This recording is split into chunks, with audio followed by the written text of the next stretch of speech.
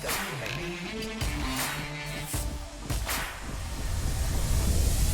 Flash is coming up at the top of the staircase. There's an easy kill for Hyper in a second and a third. DarkZero in full control.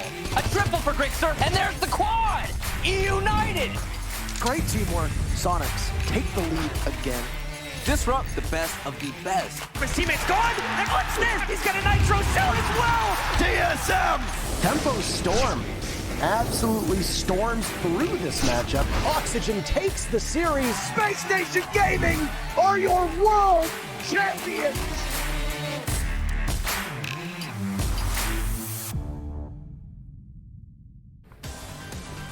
Welcome to day 2 of phase 2 of stage 2 of the Rainbow Six Siege US Division. So much on the line today.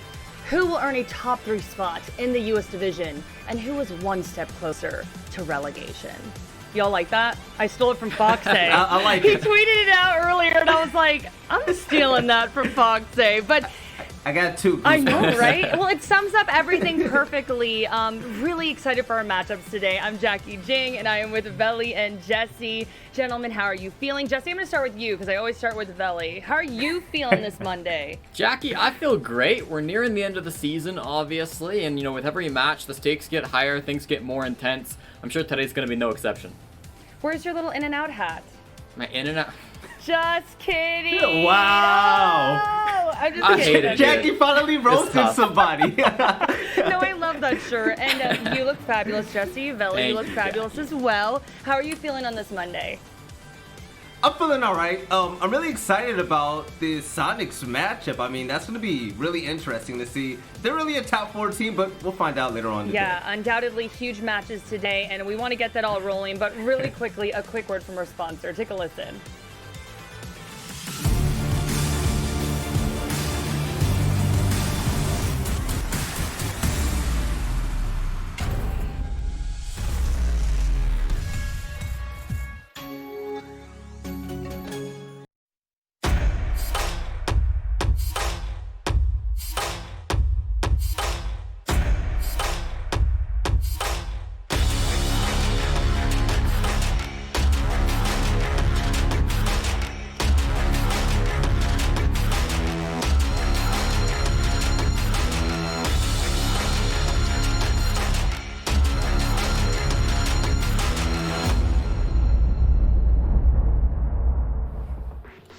Welcome back, and let's talk about these awesome matches. It's an August Major Finals rematch, TSM versus DZ, and the winner qualifies for the Major and locks in enough points to guarantee themselves a spot at the Invitational. Yes, Veli, yes.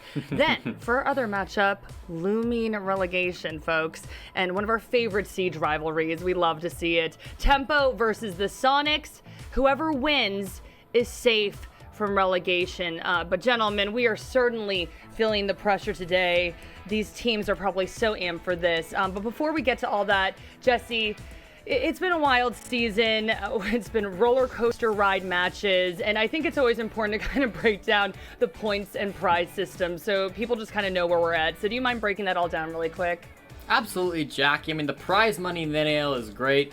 Obviously, a ton of money these teams are playing for, $15,000 first place, but what really matters is the 6th Invitational, and that's what these points are for. Globally, teams are competing for the SI points. The top 16 teams come February will get automatically invited to the 6th Invitational, and today, as you alluded to, we have a special matchup because DarkZero versus TSM is extra important. The winner of this qualifies to the Major, meaning the worst place they can get in Stage 2 is 4th. So they guarantee 225 points, plus they guarantee extra points from the Major. What that means is that DarkZero will finish with at least 785 if they win this matchup, and TSM have at least 665 if they win this matchup. And those are both high enough to guarantee top 16 globally and guarantee a spot at the 6th Invitational. So it is a huge day for these two teams. Yeah, and let's start to look at the bracket, and we're going to start off with Group A. Oof. So much action last week. Oxygen beat SSG and that was a 2-0. I definitely think that was a pretty big surprise for everyone. That was a good game. It was a great one, yes. And today's going to be a great one as well. We have TSM versus DarkZero. The winner plays OXG, loser will play SSG. And really quickly, let's go over Group B. And E United, they were on fire. I kept on saying all eyes on E United, but they actually ended up losing to Disrupt 2-1, and whew, that was a series as well. Tempo plays Sonics today, like we told you at the top of the show, and the winner plays Disrupt, the loser plays E United. And we'll talk about that Group E matchup later, but first, we got this Group A matchup just minutes away, folks. And let's start off talking about TSM. Oh my God. Okay, so TSM in August Major Finals rematch. I'm so psyched for this. TSM got crushed by DarkZero then, but TSM has had a successful Stage 2. They're 0-2 right now, beating Tempo and Disrupt. But Veli, DarkZero is not Tempo or Disrupt. DarkZero is the August Major winner and a fearsome team. Do you think TSM has what it takes to pull off this win today? That's the thing about this team that gets me the most, Jackie. We saw DarkZero win the NA Major. We saw Six Invitational and the US Nationals go towards Space Station Gaming. But I've always had the belief that TSM always has what it takes to win. There's 3 reasons why, all right? Now, yeah, I can name off the whole roster, but these 3 players are really special to me, especially for this matchup. Now, they have one of the most explosive entries in all the region and the game, which is going to be Merc. They have Clutch God Chala playing that flank watch, but also, we can't forget about Bolo. Bolo has been on a tear, but the one thing that I'm really worried about when it comes to TSM, they played against Tempo. They really haven't had big games to really warm up with, and this is going to be their hardest matchup. Now, hopefully, they bring their A game today, and Bolo, along with Merc, are going to be the 2 people that I'm really going to keep my eyes on, so hopefully, they just come out good, and they have to bring a big today. 2-0 right now, maybe 3-0 later, we will see. But Jesse, you heard Veli naming some of the top players there, and we've repeatedly talked about what an amazing lineup TSM has. And actually, Bolo, Merc, Achieved, and Chala are the top 4 highest rated players in Stage 2 at the moment. Do y'all know that?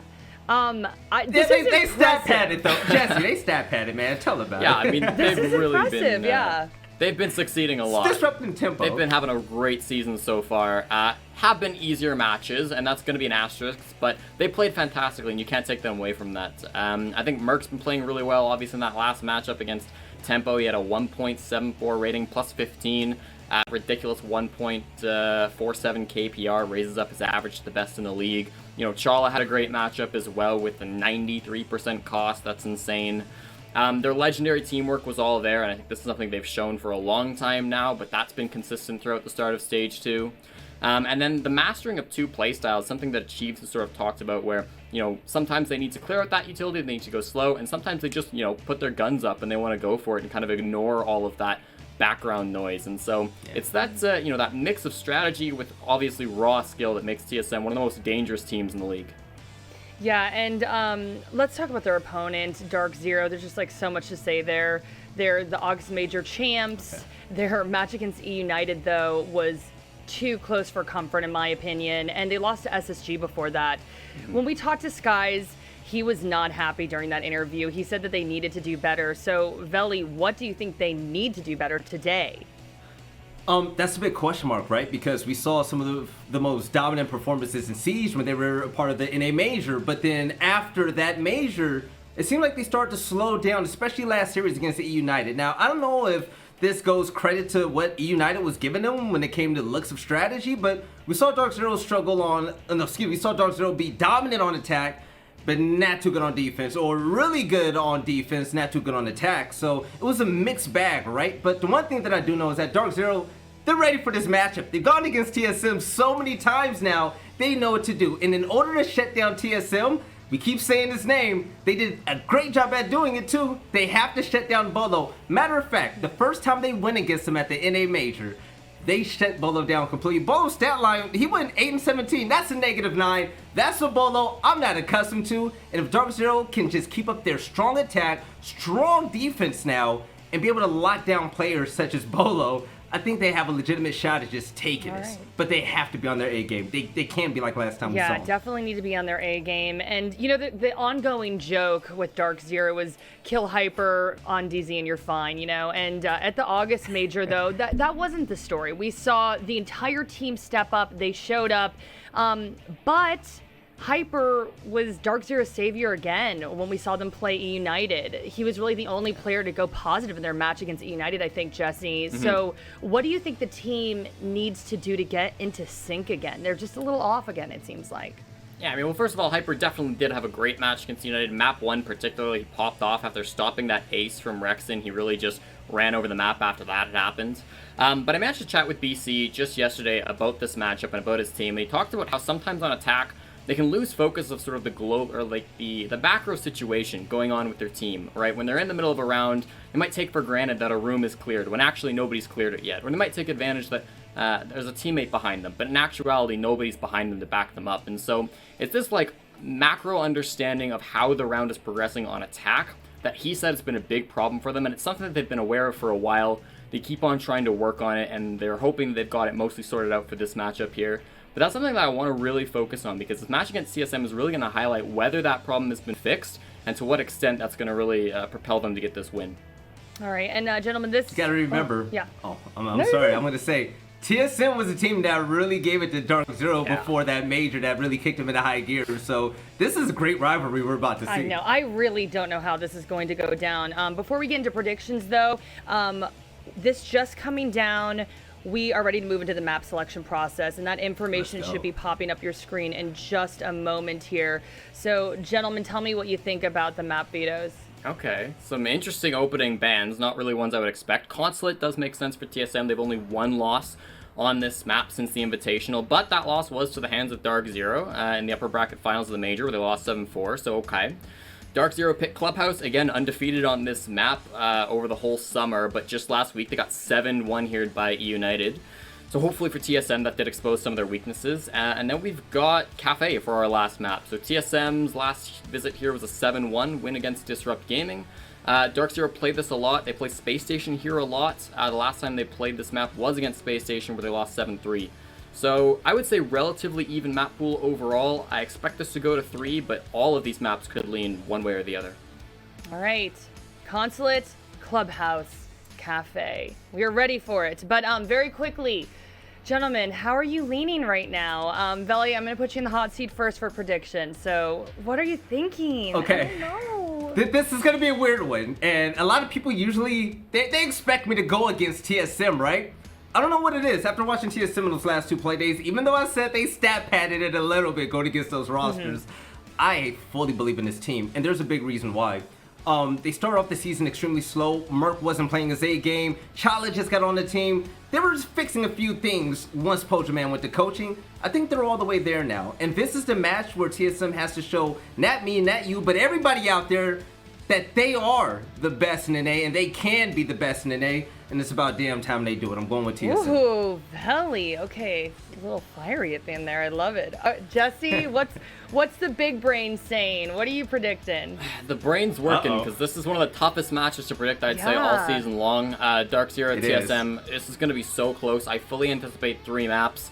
I'm going to go TSM. They've just been more consistent in stage 1, you know, every single matchup. Sure, they were easier games, but they looked on point throughout almost every single round they played, let alone every single match. DarkZero, they're a great team. They've shown really high highs, but they just haven't shown that same consistency. So if I got to pick a team, I'm going to go TSM.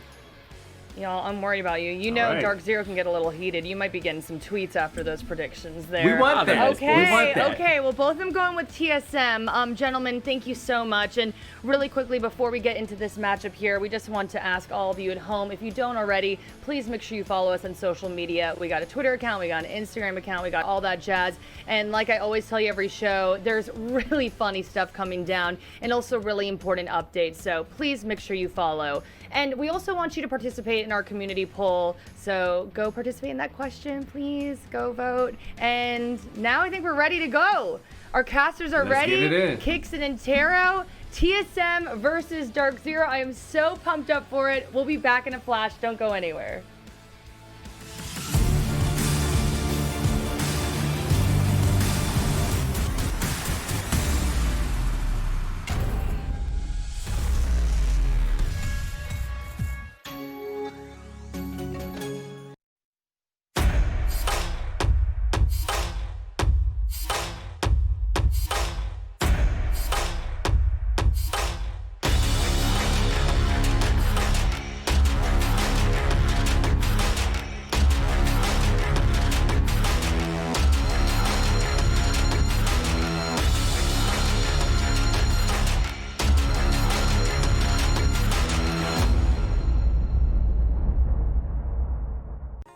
chose you did? Keep going. I haven't really found anything difficult about switching to a new environment. It's only helped us so far. Being out here is really exciting and a lot of fun, and meeting and being around the guys is great. Moving into a new environment kind of like helps me get my head clear, you know, we focus up on the same goal. I think it's honestly good for us as a team to be together. This new environment sucks. My nails are dry as hell. I think they're talking about the climate. Vegas? I think it's just. Yeah, I thought they were talking about Vegas. Oh. I thought they were talking about just Vegas, because like, man. Not really a change of environment for me. It's nice to be under one roof. Good to have all the boys around. It's a normal dry ass day. Dry ass day. My favorite activity is driving my car because there's nothing else really to do right now. Or either that or hanging out with the boys. My favorite activity is in the gym. As you can see, I'm pretty big, nothing but gains. We don't have any pet peeves of each other because we're all perfect and we have no flaws. I think the one skill I would like to improve on in Siege is probably just discipline. You can never be too disciplined. If I could improve one of my skills, it would be to have aim like Bolo. If I could improve one of my skills, it would be to be Bolo. We have the best aim in Siege and the best talent in Siege, so play to our strengths.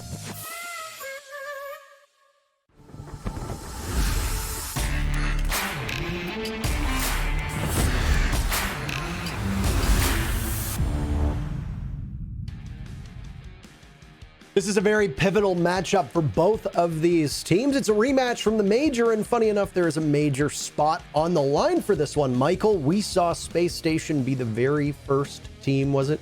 Or Oxygen, apologies, to be the very first team to make it into the major, second time in a row. Space Station doesn't play this week. That means DZ and TSM are up. And one of these teams will emerge from this battle with a spot in the major. They both made it last time. I think the safe money says that they'll probably both make it this time, even if one doesn't qualify right here. Consulate is going to be our very first map. You heard the analysts break down the maps. Is there anything you'd like to add to what they discussed? Do you have a favorite heading into this matchup? I do want to discuss something before we get into the maps, but like real quick, you said it was SSG first, and that's exactly the most confusing part about this Group A, because yeah, no, but no, I get why you would say that though, because that's what everyone expected. SSG versus Oxygen. A lot of people going into that, they thought it was going to be SSG. Oxygen got the 2-0.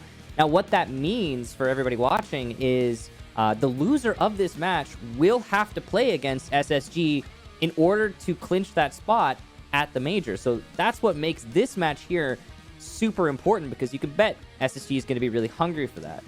To sidetrack a little bit to the maps, this is an overwhelmingly better map ban phase statistically for DZ, just across the board. All of these maps are maps that DZ have been typically winning on. I'd say one of their weakest links is, I guess, Consulate, but that really doesn't say a lot. And yeah, Cafe is got a 60% win rate for DZ, but that's over 5 plays. That's their most played map as of late. So for TSM, on the other hand, they've got a couple weak links in here. I think that Cafe has been pretty bad for TSM, and just in general, they're going to have a little bit of a struggle here statistically, though I don't know if we're going to see that necessarily reflected in the gameplay. I think maps 2 and 3 are obviously going to be very strongly for DarkZero. The question is whether they're going to get there or not, right? Because you have to go through Consulate, so Clubhouse is going to be a given. It just really depends on how that first map goes, and I think that first map is going to be really crucial. As always, we have a community vote for you, by the way, so go follow us on Twitter at R6esportsNA. That is correct. And then on the Twitter poll, you'll see which of these fair squads will bring shields more often to the joust. I like the little bit of medieval slash old timey. Yes, which of these fair squads will bring shields more often to the joust? Jasmine and I were memeing about the community poll in the lead into this match, and we were trying to figure out the exact wording to say which of these teams will bring shields more often. And I put that as like a meme response. I didn't think she would actually use that. I can't believe. There is nothing funny, Michael, about the serious business that is shields in Rainbow Six Siege. So one of these teams will bring more shields. TSM doesn't usually bring them that much. DarkZero does tend to. I think it really depends on whether or not we see any shield bans. Teams have taken Blitz out of the equation. They've banned Clash as well against DarkZero, which has meant that DZ you have to flex onto Monty. We've seen both Skies and Mint play shield operators, so not really outside of the norm for them. I suspect DZ will win that. But Michael, there's a lot of TSM Yeah, I was fans, about to say actually. and they might not read the question and just go, "Oh my God, TSM! Oh my God, TSM!" And then they'll start clicking the TSM button without That's exactly reading it. why I proposed this question, because I figured that TSM would win the poll, even though TSM has only ever brought like Clash. They don't play Blitz or Montaigne or any attacker shield operators. They bring Clash every blue moon, but I'm pretty sure they're going to win the poll. I'm almost certain that the TSM will still win the poll. Yeah. This is actually just a test to check the reading comprehension of TSM fans to see if they actually read. And or can read. Or if they just see Bolo and then go, "Oh my God, Bolo!" And then they click the TSM options. So this is a test. I think you're right, by the way. I think the TSM's probably still going to win the community poll. Yeah. And all it's going to do is it's going to shine a light. Yeah, we'll find out, I guess, in a matter of time while we wait for everybody to get into this lobby so we can start things up. I actually haven't seen the TSM nor house have before, I. so Yeah, that's that's cool. a new thing, I think. It looks nice. That's it's funny. You've got 3 really nice, what appear to be branded gaming chairs, ergonomic, and then Achieved is sitting at a kitchen table chair with a pillow behind him. Both of these teams, though, they seem to have pretty comfortable setups, and it's great to see that we have this full view of all 10 players. That is actually uncommon. Typically, many of these teams will have like a zoom in on 1 or 2 players occasionally, but having all 10 in the view is nice. All that said, though, all that now taken in, we're going to go ahead and load into our map number 1. It'll be Consulate. A very exciting map here. TSM starting on defense, DarkZero on attack. The ban phase begins. Michael, how angry do you think the TSM fans are going to be at me insulting them directly to their faces? No one's going to be surprised. I don't think there's probably going to be like 1 or 2 disgruntled fans who don't get the joke. But it's not that many, I would imagine. It was funny because when I casted TSM, I think we only casted TSM like once or twice at SI. We didn't really cast them. It seemed like Blue and Stokes always were. But I remember the TSM fans swarmed into my mentions because they thought that I was being unfair and rude to TSM by pointing out when I think we did the TSM SSG game, if I remember correctly, in the groups or something like that. Man, they were as angry as Star Wars fans after the latest movie. That's pretty angry, Parker. As a Star Wars fan. Michael, they were pretty mad. They were pretty mad. And they kept, and I just kind of read them and I chuckled. And you know what? I want to take the moment to say I apologize for nothing. Okay. I was going to go on a ramble about Star Wars, but I don't want to spoil anything for anyone. So we've got... You mean that Darth Vader is Luke Skywalker's father? So we've got the ban phase done. Spoilers, Parker. Gosh. And now everyone is into the match. Now, a couple key things to note about that ban phase, actually. Well, I want to point out just one for now. The Nomad, the Valkyrie, the Mira, these are all standard Consulate bans. The Mira, less so, I guess, but still a sensible ban no matter what. The Ashe ban, though, specifically, that was banned by DZ, as you can see at the top of your screen. The reason they banned Ashe is because, as operators go, for TSM, Ashe has a very high success rate. So, nifty little stat here with Ashe being in the top 4 most played attacker operators for TSM. Of those top 4, she has the highest win percentage when played of 59%. So, DZ, a very targeted ban onto that Ashe early on. 10 seconds to go. You just kind of trailed off. Well, I mean, that was the end of my point. I mean, I could elaborate on it. There's more to be said about that, I guess. But it's fine. Teams have target banned Ashe against TSM as well because it forces Merc onto another role.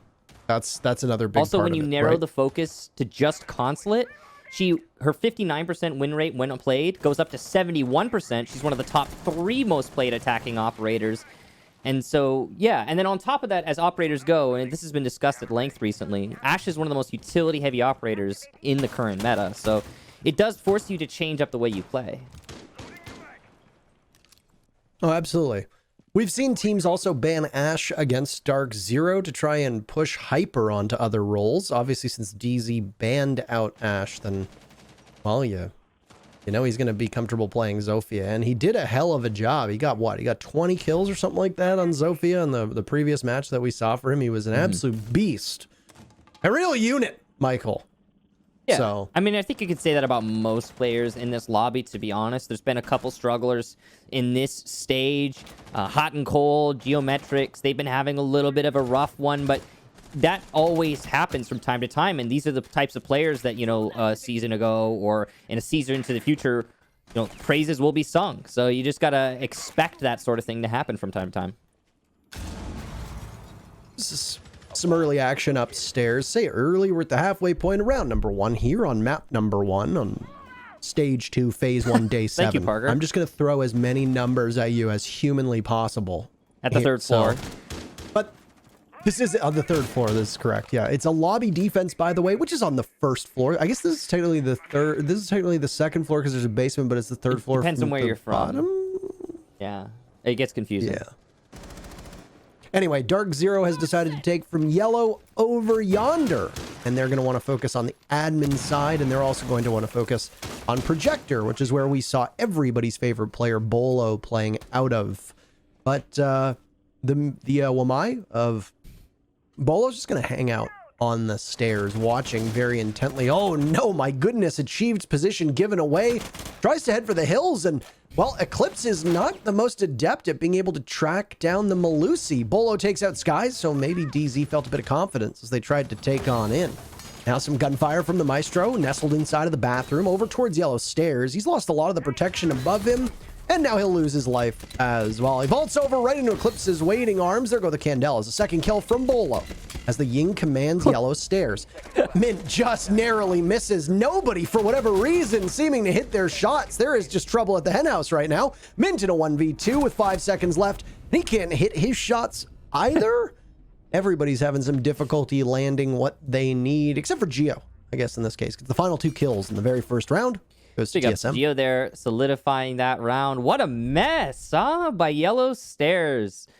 The absolute mess. DZ, an odd clear, to say the least. TSM's trying to roam above, as is standard on the middle floor.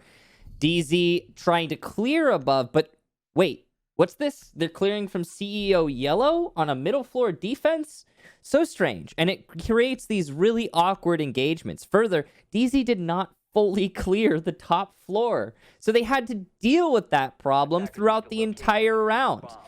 And it was a very slow round at that. So DZ up against the clock, not clearing out the roamers fully, and lots of strangely missed shots from, well, both teams results in a strange victory for TSM, but a victory nonetheless. And good on Geo, again, as I said earlier, for being a top performer in that round. Bolo picking up 3K to match, or rather, 1-up Geo's 2K. A good duo performance for them. 10 seconds to go. Mint is going to continue on this flex pick, by the way. Ying is such a strong operator when you know that you've cut through the Jaeger and Wamai madness, which did not seem to be much of an impediment for DarkZero, actually. Especially the way the Ying was played over towards Piano. He couldn't really do all that much. Didn't look like Mint was fully supported, and he lost his protection above. He had to head back up yellow stairs, if you recall, and then take out, was it the mute that was playing? I think that was Chala at the top of yellow stairs. So All in all, probably could have been better coordinated by DarkZero, but it really did seem like they didn't know what they wanted to do with that setup from TSM. They did get gifted the pick onto Merc, but other than that, I mean, TSM had a very confident round despite how close it got at the end. Some fighting going on here by the balcony and projector. This is dangerous for, I believe that's Skies on the balcony. Very dangerous for him. He has left himself exposed, trying to get this pick. He's doing his best, but he just doesn't peek far enough to his left. Not aware of where his opponent lies. A peek from the top Visa stairs, but it is the Yana clone. That'll force a fake out there, and a drop achieved goes down to the main lobby. No one in the front door from the attack, trying to cover that rotate, and so he gets away easily. Bolo will even retreat himself, and TSM has fallen off the roam. I mean, it could have been an evil retreat. Nefarious retreat. We don't have any idea what the intent from Bolo could very much have been an insidious retreat. Twisting his mustache as he runs away. Yes, because Bolo has he grew it. a mustache. That is last night. That was very correct. So once again, DarkZero is going to take some time to figure out this top floor. And they've opened up the hatches and can drop towards the back of what is a garage defense. I don't know if the mute jammers, or if there are any present, which there are not, would be much of an issue, or denial rather, not mute jammers. The denial that is present is in the hands of the Kaid Electra Claw, but Merc batting away a drone. It didn't look like Geo was able to get up close enough to do much against that garage wall. It's been opened up. Sky's been downed as well. 45 seconds remaining, so TSM have at least been able to punish DarkZero to a certain extent. There goes the last of the Selmas to open up the hatch inside a bathroom. Hard destruction work is done. The only hard destructor for DarkZero happened to be that ace. Yeah, and he just used 2 of his Selmas on the drop down, so that's all he cares about, I suppose. There will be maybe 1 for the garage, but it's clearly not a garage take. An exchange of kills for both teams here, but you can see DZ's very low on time and HP as they start their assault into the site. Achieved flank from the hallway, which gives a lot of room for the TSM players to breathe. Hyper will get Chala from yellow stairs, and the plant is going down. No denial. What a shot from Achieved, though, on the retake. You can see, again, these last 2 players on DZ very low on HP. Hot and Cold is prone, but he's very exposed to someone from back white. Skies inside of security, trying to stay alive. His only asset here is the fact that the defense does not know where he is, and he's got that diffuser planted so he can play on time. Achieved, trying to stick it. Bolo's above, trying to clear up. He thinks it's a top hold. He's wrong. Skies will get Achieved, and now the 1v1 ensues. It takes 7 seconds to disable that diffuser, and there's barely enough time to even get to it. Skies should win on time alone, and there it is. A nice try for Bolo, but TSM did not have the necessary info on the buck, and DarkZero will get their first round.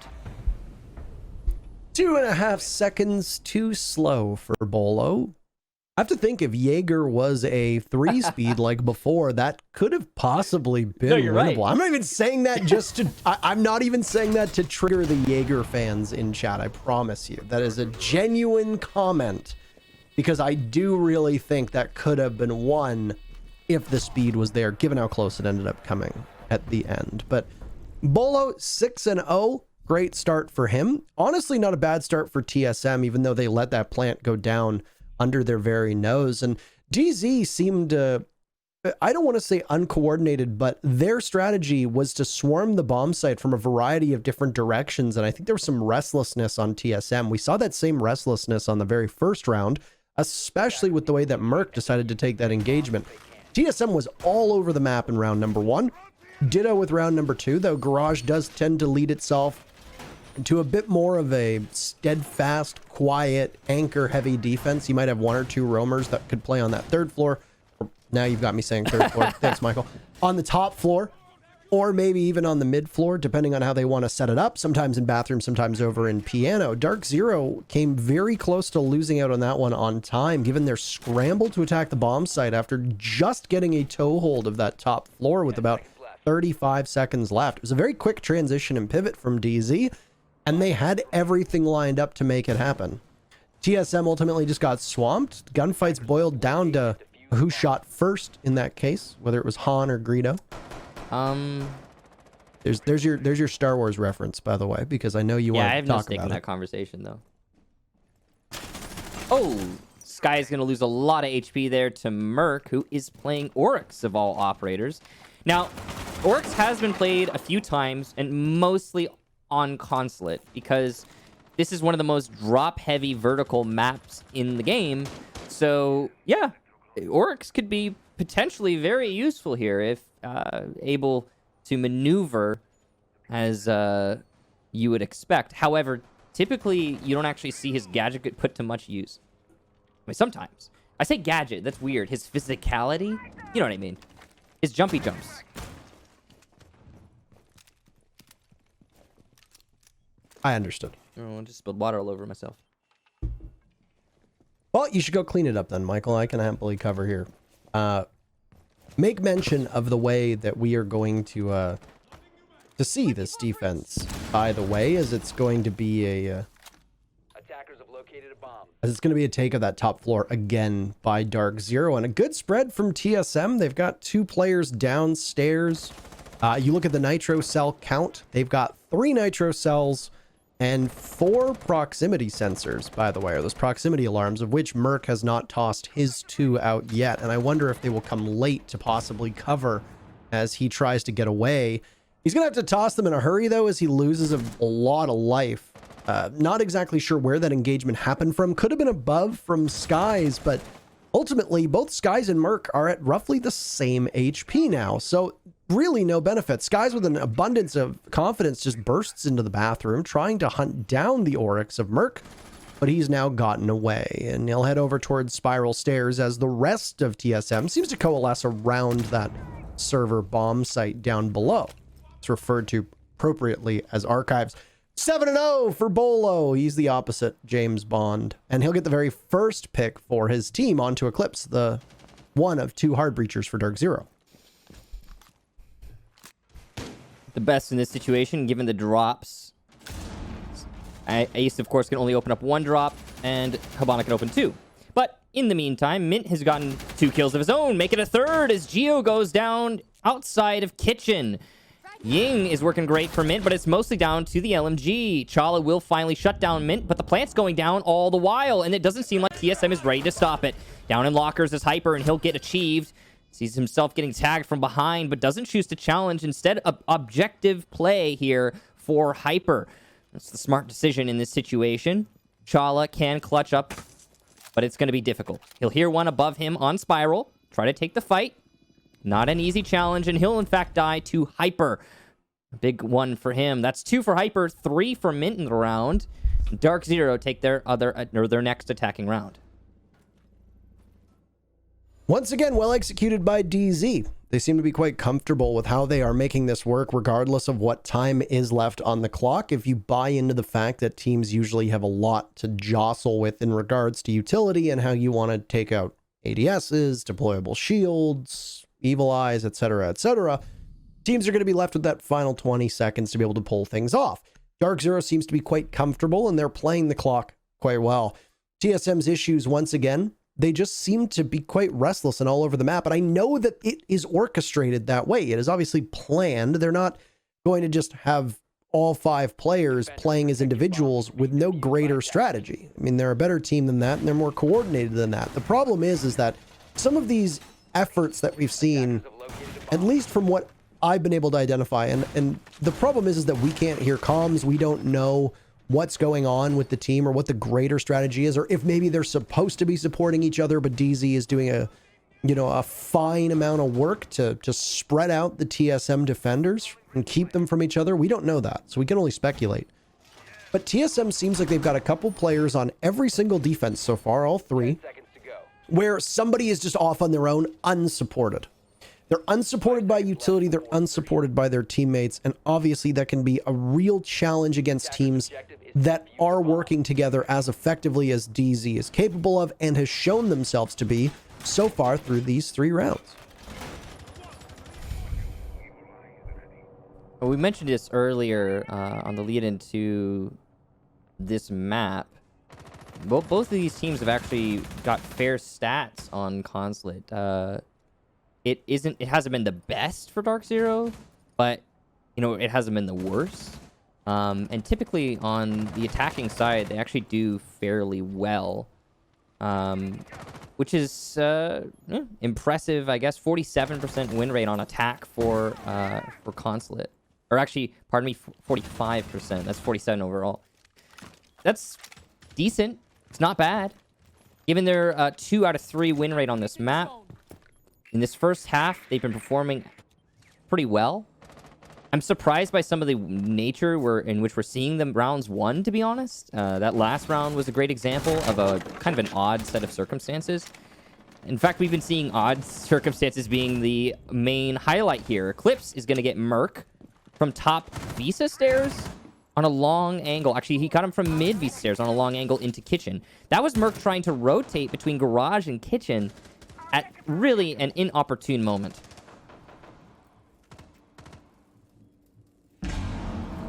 So DZ with that first punch, showing how crucial it can be. They are, for now, holding out as much hope as possible with the 4 remaining defenders all within arm's reach of the bombs, if not sitting on the bombs as we just witnessed over by Yellow Stairs.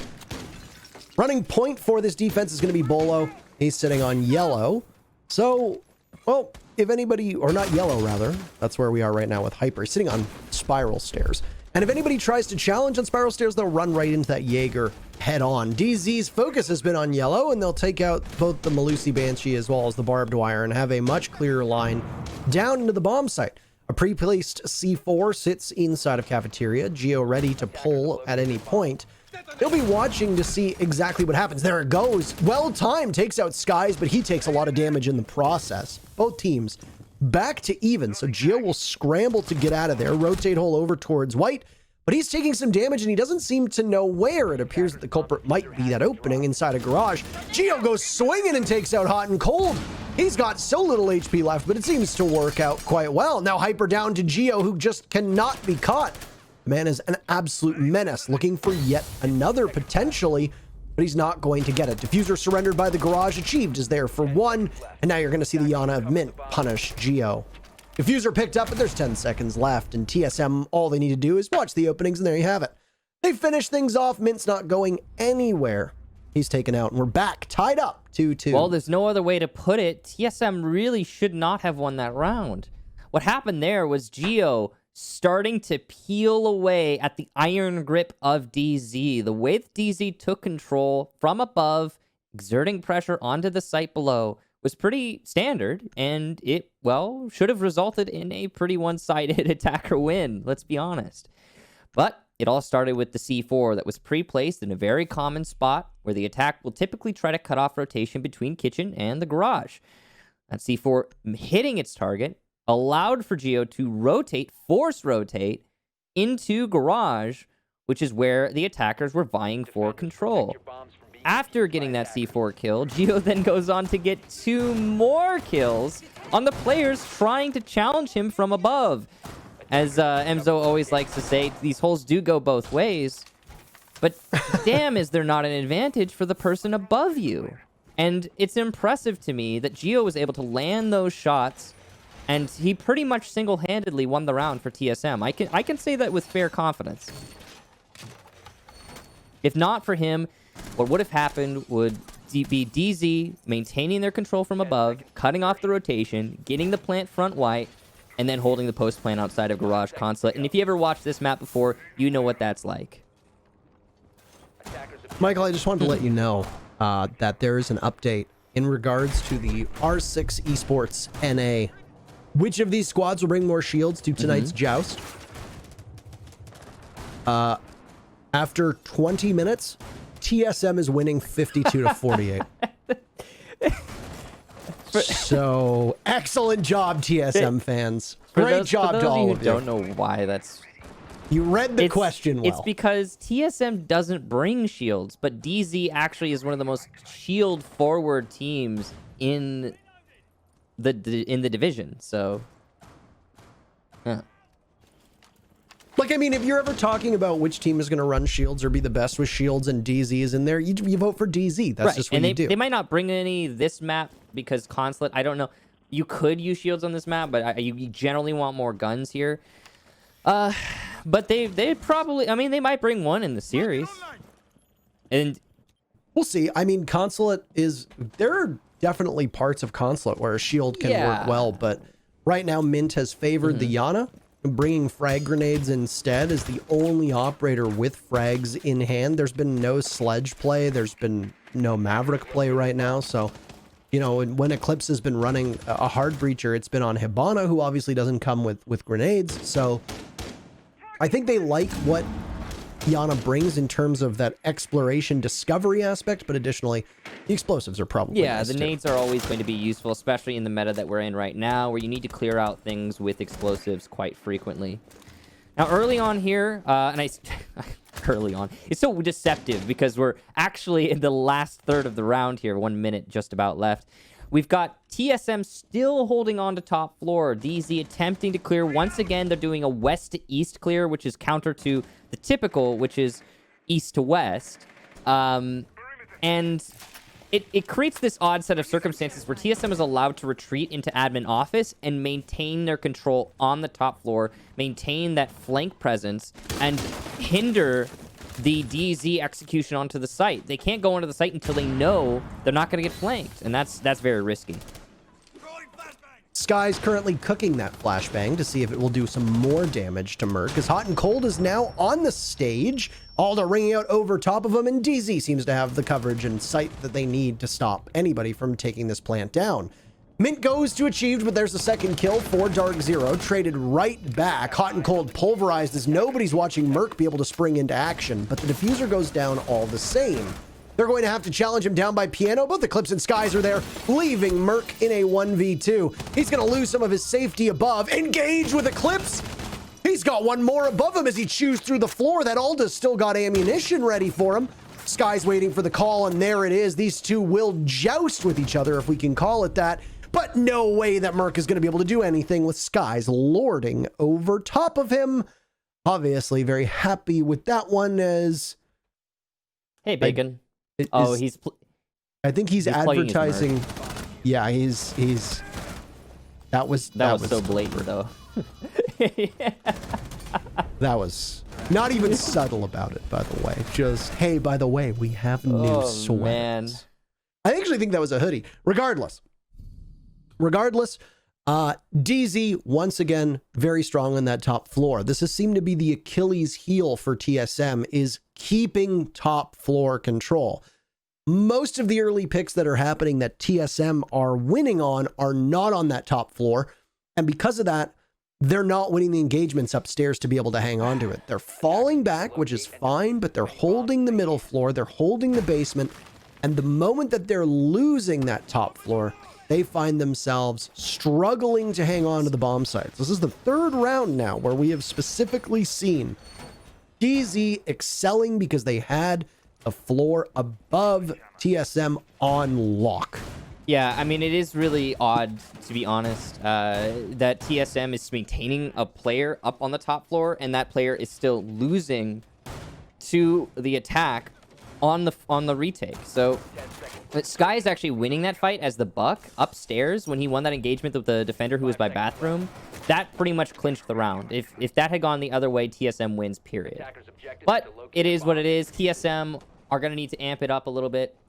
In the meantime, what you can do while you wait for this next round to really get underway is you can pick up the Pro League bundles, which directly support Rainbow Six Esports and your favorite teams. In this case, we're highlighting the TSM Zofia set. In my opinion, one of the nicest sets in the R6 share program so far, especially the gloves. Can we spectate? Do we have a Zofia in? Because she's almost, yeah, Hyper. She's got to be using the TSM set. Yeah, look at those gloves. Look at those gloves. They look fantastic when you're playing, and they just, the whole time you're just mesmerized by them. You're like, what is this? Why do they look so awesome? And why do they make me wish that they had individual glove skins in Siege? Glove skins and sight housings, the way they have like the optic, which they've started to do different colors of, by the way. But honestly, Parker, you can match your optic color, like the actual optic. See how it's red here? You can match it with the optic casing too. It's really fun to do. Have you done that, Michael? I love it. You know, Michael, I believe that's called skinnergizing. It is, and it gets me the dubs. Yeah, I mean, if you're not looking good, what's the point? So yeah, DZ have the top floor control, by the way, as we are closing in on the halfway mark of the very final defense for TSM. Consulate does tend to be a relatively even map. It's TSM's map choice. And, well, DZ have been pretty formidable. They've done quite well on opening picks. They've done great on objective play. 3 diffusers planted in 5 rounds. That's nothing to scoff at. They have another opportunity now. It's Teller's Archives. The bomb will, or the diffuser usually gets planted on A, but things are going to get a little bit more challenging for them. Merc tries to swat away one member of DZ, but he gets collapsed upon after TSM had gotten the opening pick onto Hyper. Utility-heavy operator of Zofia is no more. It also removes the Oryx of Merc, who's not exactly having the most stellar defense so far in terms of finding the scoreboard. It's been a rough one for Merc, and, you know, he currently sits, I think, number 2 in North America, but stats can be deceiving. An engagement here and an exchange. Geo gets Skies in exchange for himself, and the man count maintains at even, this time 3 versus 3. Chala trying to force control of security, but he looks at the clock and realizes, oh heck, I can just wait this out. C4 pre-placed on a common plant spot. Here come the Candelas to try and distract. Mint just trying to allow for the plant to go down. DZ's objective play has been amazing, but it won't survive this round. The C4 works out. Castle, though, cut on the rotate, and he will be shut down. DZ get the round on kills, not on plants. Is that Lion and a Ying? Yeah. Not fun. What is this? What is this? It's Year a very 4? oppressive attacking lineup. Trying. I like calling it oppressive because that's exactly what I would say it is as well. So DZ on attack, you can see why they wanted to start on attack, by the way. They got to choose the side that they began on, and since this was TSM's map pick, for those that are watching that don't understand how that happens, it also means that TSM then gets to pick the side on which they will be in overtime, which unsurprisingly TSM will be on attack twice in OT, defending once, DZ obviously defending twice on attack once. But regardless, this is a pretty comfortable score for DZ. The site rotation that was brought out was had a noticeable absence, which was that top floor bomb site. A lot of teams do not go there any longer. They instead go for the rotation of Teller's Archives, lobby, and downstairs to garage. DZ is going to pick from one of those 3 bomb sites and start on the same bomb site that we saw TSM start on, which is the main lobby. And for those of you that saw TSM play but didn't fully understand how it works, you're going to defend it very similarly to the way that you defend that top floor. You're likely going to stick somebody upstairs inside of projector. You might have somebody over top of the A bomb. You might have somebody playing connector by long desk. It really depends on if you want to open up bathroom or play in it. And then down below, there's a second bathroom on the map. Yes, that's true. You'll often have somebody playing out of that position as well, usually heavily fortified down there. Usually, yes. That way you can see from below. But not the case right now, actually. No, not currently. I mean, on this middle floor, you could have all different kinds of roamers. You can open up the drop, C4 from below to deny the plant in the main lobby. You can play above. Everything's kind of whatever you want to make of it, and that's why it's become a more popular site as of late. I think that buffer that the site has all around is enticing for many teams on defense. Currently, TSM going for a top clear. This is standard. One thing that's interesting is that they're going for a double-pronged top clear. CEO repel and admin repel. Meet in the middle, force the defenders down, then you can execute onto the site. It hasn't met anything yet. A little bit of a build-up. We've been seeing this slow roll attack from DZ for their entire half. It's been working all right for them. Seems like we might see it for TSM as well. Look at that. Oh. All right. Well, we see a lot of Maestros getting in on early action. Kansan on E United is one of them. Merc on TSM when he plays that role. And now it's Hyper's turn, as Hyper is actually sitting below 500 on relatively strong fragging operators. Both of these teams have their standouts. TSM, it was Bolo at the start, gotten relatively quiet, allowing Achieved and Geo to come up on the scoreboard. The only person in the lobby without a kill is Hot and Cold so far, which is very different from the Hot and Cold that we're used to seeing as of late. The man has been a machine on both sides of the field so far. Drone work from TSM as they identify that Eclipse is playing inside a projector. He's got 2 shots. He gets taken down, but then Mint swings. He'd been droned out earlier. Next up is the Ace to engage. Skies with 1, Bolo another. Mint will have to look the other way. Bolo's been down, so now it's Chala. What's he going to be able to do? The Jackal dives down below, ever closer to the bomb sites, but there's 3 members of DZ still up. The Malusia Skies will shrug off most of the damage done from Jackal's C7E. Won over by vending machines as it's just Chala continuing to lose HP. Bolo, by nature of having withstand, gets back up, but it's good for him because he's going to need to frag well. Down goes Chala.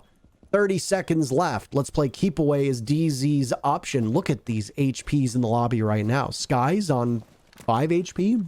Bolo on 5 HP. Mint on 20. This is not much at all. A single bullet will be their undoing. Bolo will look to try to plant in a bit of an obscure spot by the hatch, waiting to see if somebody will call for it. Both Mint and Skies are going to have to pressure from the same area, and Bolo gets off of it. What a read from Mint. Good lord. Through the wall, and he takes him out. Well played. DarkZero will have no problem getting that diffuser with over 30 seconds left, and they will take round number 7. Their very first. You guys can't see it, but I got my thumb and forefinger this close together to try and signify how close that match, or that round rather, was. It could have easily gone to Bolo. Had he made his retreat out into yellow, everyone in that situation dies to a single bullet. I'm guessing Bolo would have gone straight up yellow stairs and opened above that planted diffuser and probably would have tried to play off that. Great read, as you said, Parker, for Mint. Had a big round there and a huge impact. Overall, the round mostly came down to the fact that neither team would let go of the other, especially on the top floor, where you saw TSM trying to clear out DZ's roam, and, well, DZ kept adding another player into the mix as TSM kept exchanging frags upstairs. Typically speaking, the attack will win on that roam clear if the defense gets a little bit, I guess you could say, complacent, and allows their roamers to A, get cut off, and then B, this all right after, not reinforce them. But that's not DZ's mantra. That's not what they do. They don't leave people behind. So as the roamers upstairs got cut off, DZ continued to funnel more players upstairs to try and contest that. Ultimately, DZ did win the engagement on the top floor, and the only reason TSM was really in that round at all was by virtue of withstand from Zofia, which, you know, we've seen that before. We've actually even seen rounds won by withstand in T1 Siege, but not that round, despite how close it was. Well done to DZ. I love the fact that they kept reinforcing upstairs. They didn't fall back. They didn't allow the picks to go unanswered.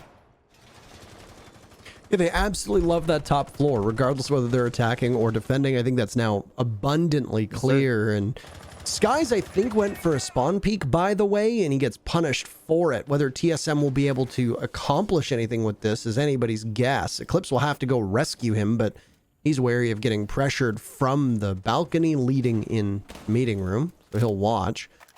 There was a drone thrown up towards Skies, and here we go. Now one on Repel to challenge Eclipse in this position, but Eclipse doesn't seem in a position to engage. Shotgun out. He could possibly go for this, but this is going to be close. Down goes Skies, finished off by Merc. Hold on to your hats as Eclipse loses 25 HP, give or take, and he'll go into it yet again. Bolo survives for now.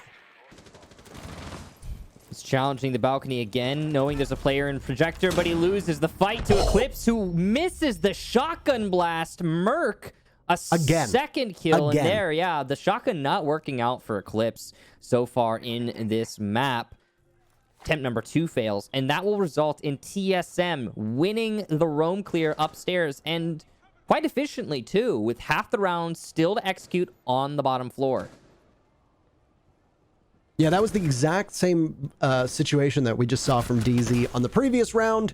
And there goes Merc. Well played by Hyper on the stairs to catch Merc off guard. Now another one over by Long Desk, and Hyper is just better at the moment. We'll go for the reload, but that might be enough to sink TSM's chances. It's a 2v3. They've still got lots of time. Chala will need to wake up from the score sheet slumber that he is in right now, as Geo will need to go for that plant and will be exceedingly vulnerable. There's still a nitro cell as well as 3 toxic canisters. So plenty of plant denial that can chip away at the HP of Geo when he goes for the plant. Chala assumes the position on yellow stairs, but he'll have to be wary of somebody flanking him. There goes a nitro cell, and, well, great play from Geo. He's going to have to do it alone as Chala perishes. So Geo will now engage and lose it to Mint. This is a quick one, Michael. Match point for DZ. They seem quite amped up at this one, and we might have ourselves a repeat of the same thing that happened to TSM at the major. For those of you who weren't paying attention during the map veto phase or are just joining us, this is TSM's map pick. And the fact that DZ has TSM now up against the wall 6-2 really is quite striking. You just saw it on your screen in the replays. Most of this round you can attribute to Hyper's play on yellow stairs. The retake of the top floor, those 2 frags alleviated an enormous amount of pressure on the anchors in the site. That makes the attack from TSM pretty much one directional. It's just going to be a execution through the garage, and because it's just through the garage, you saw Hyper able to actually flank the attack. He ended up forcing Chala off of yellow as well. Chala not able to play from yellow because of Hyper's presence above, the knowledge of that, and then on top of that, the wub on yellow's stairs that he failed to EMP, instead choosing to EMP the wall. Lots of questionable decisions there from TSM, but they did at least do a great job of clearing out the top floor at the beginning of the round. They simply failed to solidify their control on the top floor and cut off rotations from the defense. In enters Hyper. The strength of DZ to play off of each other and not really cede map control is putting TSM in a spot where when TSM was on defense and now on attack, they have to fight for every single inch of the map. And another thing with TSM on that entry, it was a garage take. Like so many teams, you're going to start from the top floor and you're going to work your way down. But why did it look like TSM was largely on their own? Merc was inside of CEO. He had no real support. There was somebody from TSM playing over by long desk. That was the sledge, I believe, of Achieved. But he even really couldn't do that much. He was a little bit too slow on that one, and it looked like his focus was over towards Spiral Stairs. I'm not exactly sure if TSM is just having a bad bit of coordination or not, but they'll get the opening pick yet again, and despite all the things we're saying to them, they are beating DarkZero in terms of these opening duels. It really goes to show you that despite this, DZ is not just keeping it close, but is winning a majority of these rounds despite forfeiting the very first kill.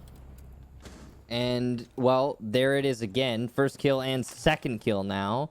TSM in a decisive lead, and they seem to know exactly where, I believe, Skies is positioned inside of admin. Yeah, his location is known probably by virtue of the Jackal detecting his footprints. We'll see if Skies is eventually killed. He'll get one on the exit, and he might even get out of this if he plays his cards right, but no, he does not. Chala will down him, leaving just Mint after Hyper dies, attempting to assist above. So, well, TSM, I guess, stave off defeat for now, but we don't have to call it just yet. Maybe Mint can clutch this out. However unlikely, it's certainly still possible. Mint will position himself in Visa, which is an odd spot to be in any situation, let alone a 1v4. One thing to note here is that Mint is the top frag by far and away for DZ, as you can see by looking at the score right now. He's got 12 kills. So, I mean, it's unlikely, but located by attackers. Maybe. And no. He's going to get punished, by the way. Tries to vault on over, but TSM had full control. Anticlimactic finish after utter dominance from TSM earlier. One of the best rounds that we saw out of TSM so far. There really was no doubt in my mind after those first 3 picks from TSM that this round wasn't going to go in their favor. You don't even need to try to get that objective down.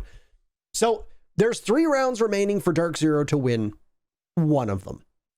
Those are pretty good odds if you're a fan of DZ. That'll push us. Not push us, by the way. Yes. I was thinking about cats, Michael. That'll push us to Clubhouse, by the way. Which is one of DZ's best maps. A lot of teams have banned it against them. TSM have never looked like a particularly formidable team when it comes to Clubhouse. So is this a troubling sign for them, given the fact that not only is DZ doing this on TSM's map, they're doing it without Hot and Cold finding a single kill Well, yet? I mean, it is impressive for DZ, yes. And yeah, Hot and Cold has yet to contribute. Maybe when he comes awake, things will change. And yeah, this is TSM's map. And yeah, to be honest, DZ won this map ban phase. No matter how you look at it, statistically, it's just like it is better for DZ.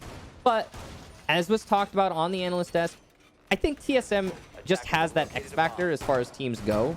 And I don't think you can ever really count them out, if that makes sense. So, I mean, right now, DZ are in the driver's seat, to be sure. But TSM are riding shotgun, and they can always take control of the wheel. So we'll see how this continues to play out. That last round was a great example of the tenacity of TSM.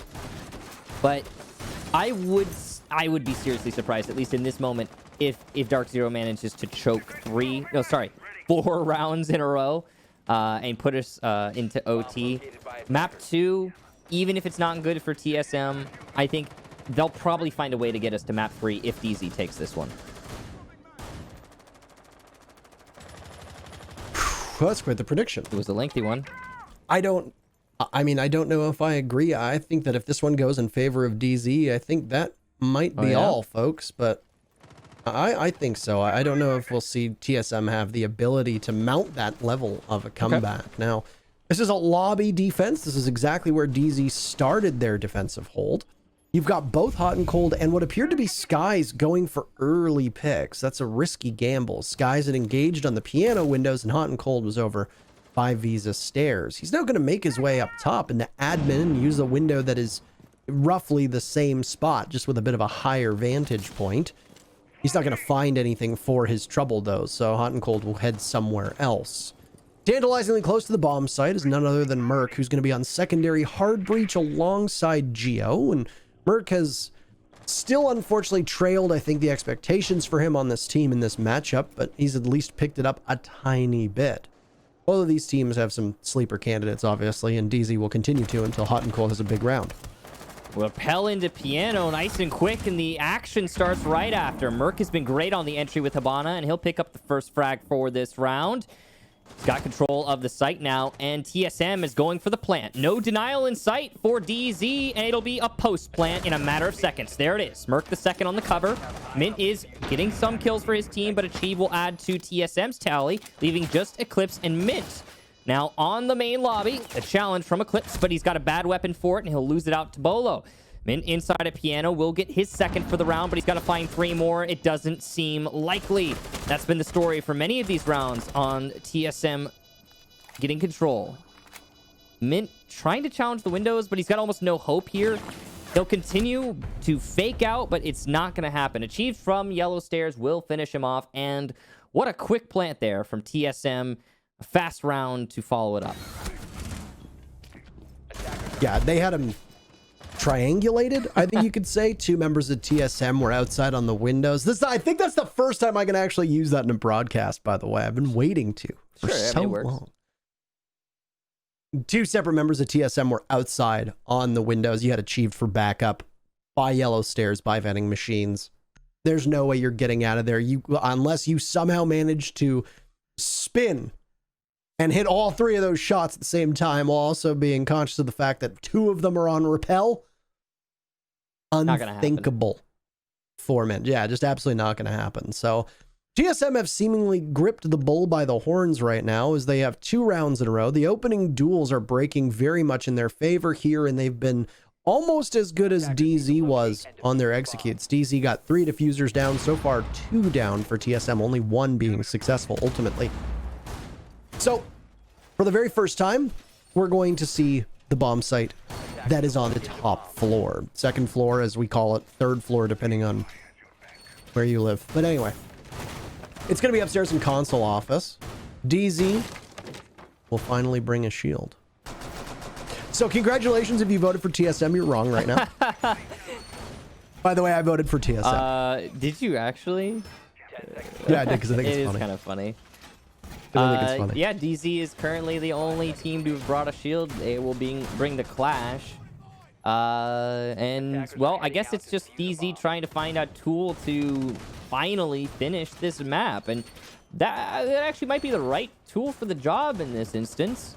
Delaying TSM could win the round. However, honestly, these rounds have been so quick from TSM. I doubt it. I doubt that it's going to solve the problem by itself. It's going to have to come down to DZ winning some gunfights, actually putting pressure on TSM. Oh, and speaking of losing gunfights, that's not ideal. Losing that pick, and that's the backup as well for Mint as a smoke goes flying over his shoulders, and he's got to be cautious of somebody heading up yellow stairs. He's going to be cautious of bathroom, and that's a lot of angles actually that he's going to need to be wary of now. He is sitting with some denial, so the ADSs of Hot and Cold, despite Hot and not being present, will continue to be there. The question is, how quickly are TSM able to take out the charges that are ever present? It certainly seems like that Zofia concussion landed, so they might have already done just that. As Hot and Cold, the very first casualty of this round, is a miserable 0-10. He is having a very rough game.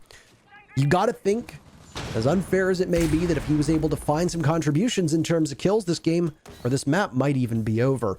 Lucky for him, the rest of the team is putting in quite a bit of work. There's a grenade, and they'll have to chase two members of DZ off of that spot, as Skies was potentially going to go for a jump out onto yellow stairs. Merc had been punished earlier by Eclipse. So these teams will sit at even numbers for now. Ooh, Ace using his Selma there to force Skies to yellow, and he'll be downed by the Ace. Beautiful play there from Geo. Achieved finishes off Skies with the nade.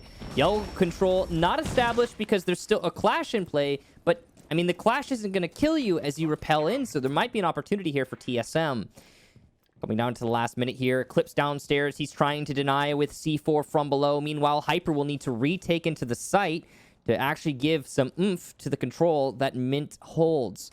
TSM not rushing their advantage and instead going to play this patiently, figure out where their last remaining opponents are, and take them out one by one. Achieved will deny the C4 from below by repelling on Piano. Very powerful position, and he will be able to leverage it for a potential plant in sight. A challenge from the Clash, who has SMG out. Missing the shots, though, is Mint. Geo, meanwhile, planting, and the information is there, actually. DZ knows about the plant, and Mint's gonna do it. He's denied the plant outright, thanks to his shield and Bolo's inability to shoot him. He is downed in the process, and Shala will get that diffuser back in his hands, starting a second plant attempt, but there's an Evil Eye in play. Shala shoots it. That's big. That means it's a forced retake here for DZ, but the C4's in play. Not enough manpower for TSM. They have to plant. They don't have time anymore. A 1v2. Bolo has to beat Hyper and Eclipse in heads-up gunfights, and this information is known. He can't do it. Achieve will get off the plant, though, and now he's got a gun up in the 1v2. He will get one. Not the second yet, but he goes for the challenge and loses it. Hyper with a big clutch, and DarkZero will take map number 1. Holy smokes, Michael. Holy smokes. What a shootout that was. All that needs to happen is that diffuser grabbed by the Maestro. That one was an exhilarating conclusion. DZ, obviously, well, that was one kill towards going towards round number 12. That was a lot tighter than it looked like it was going to be. This was what? Of the 6 rounds that DZ won to start off this map, they only dropped a single round between rounds 1 and round 6. That is an incredible streak. But then they took their foot off the gas, but for a second, and TSM seemed to catch fire, and then things tightened up an awful lot. And a heroic clutch in the dying seconds with the diffuser down is ultimately what gives the map to DZ. And Hot and Cold, by the way, didn't even get a single kill for it. Yeah, he didn't, but almost everyone on his team came close to double digits. So impressive performance from DZ overall. I can't believe the Clash shield protecting the flank of the Clash, allowing for the denial on the plant, was what ended up getting the W there for DZ. Anyway, that's it for us for now. We'll be back shortly after this break.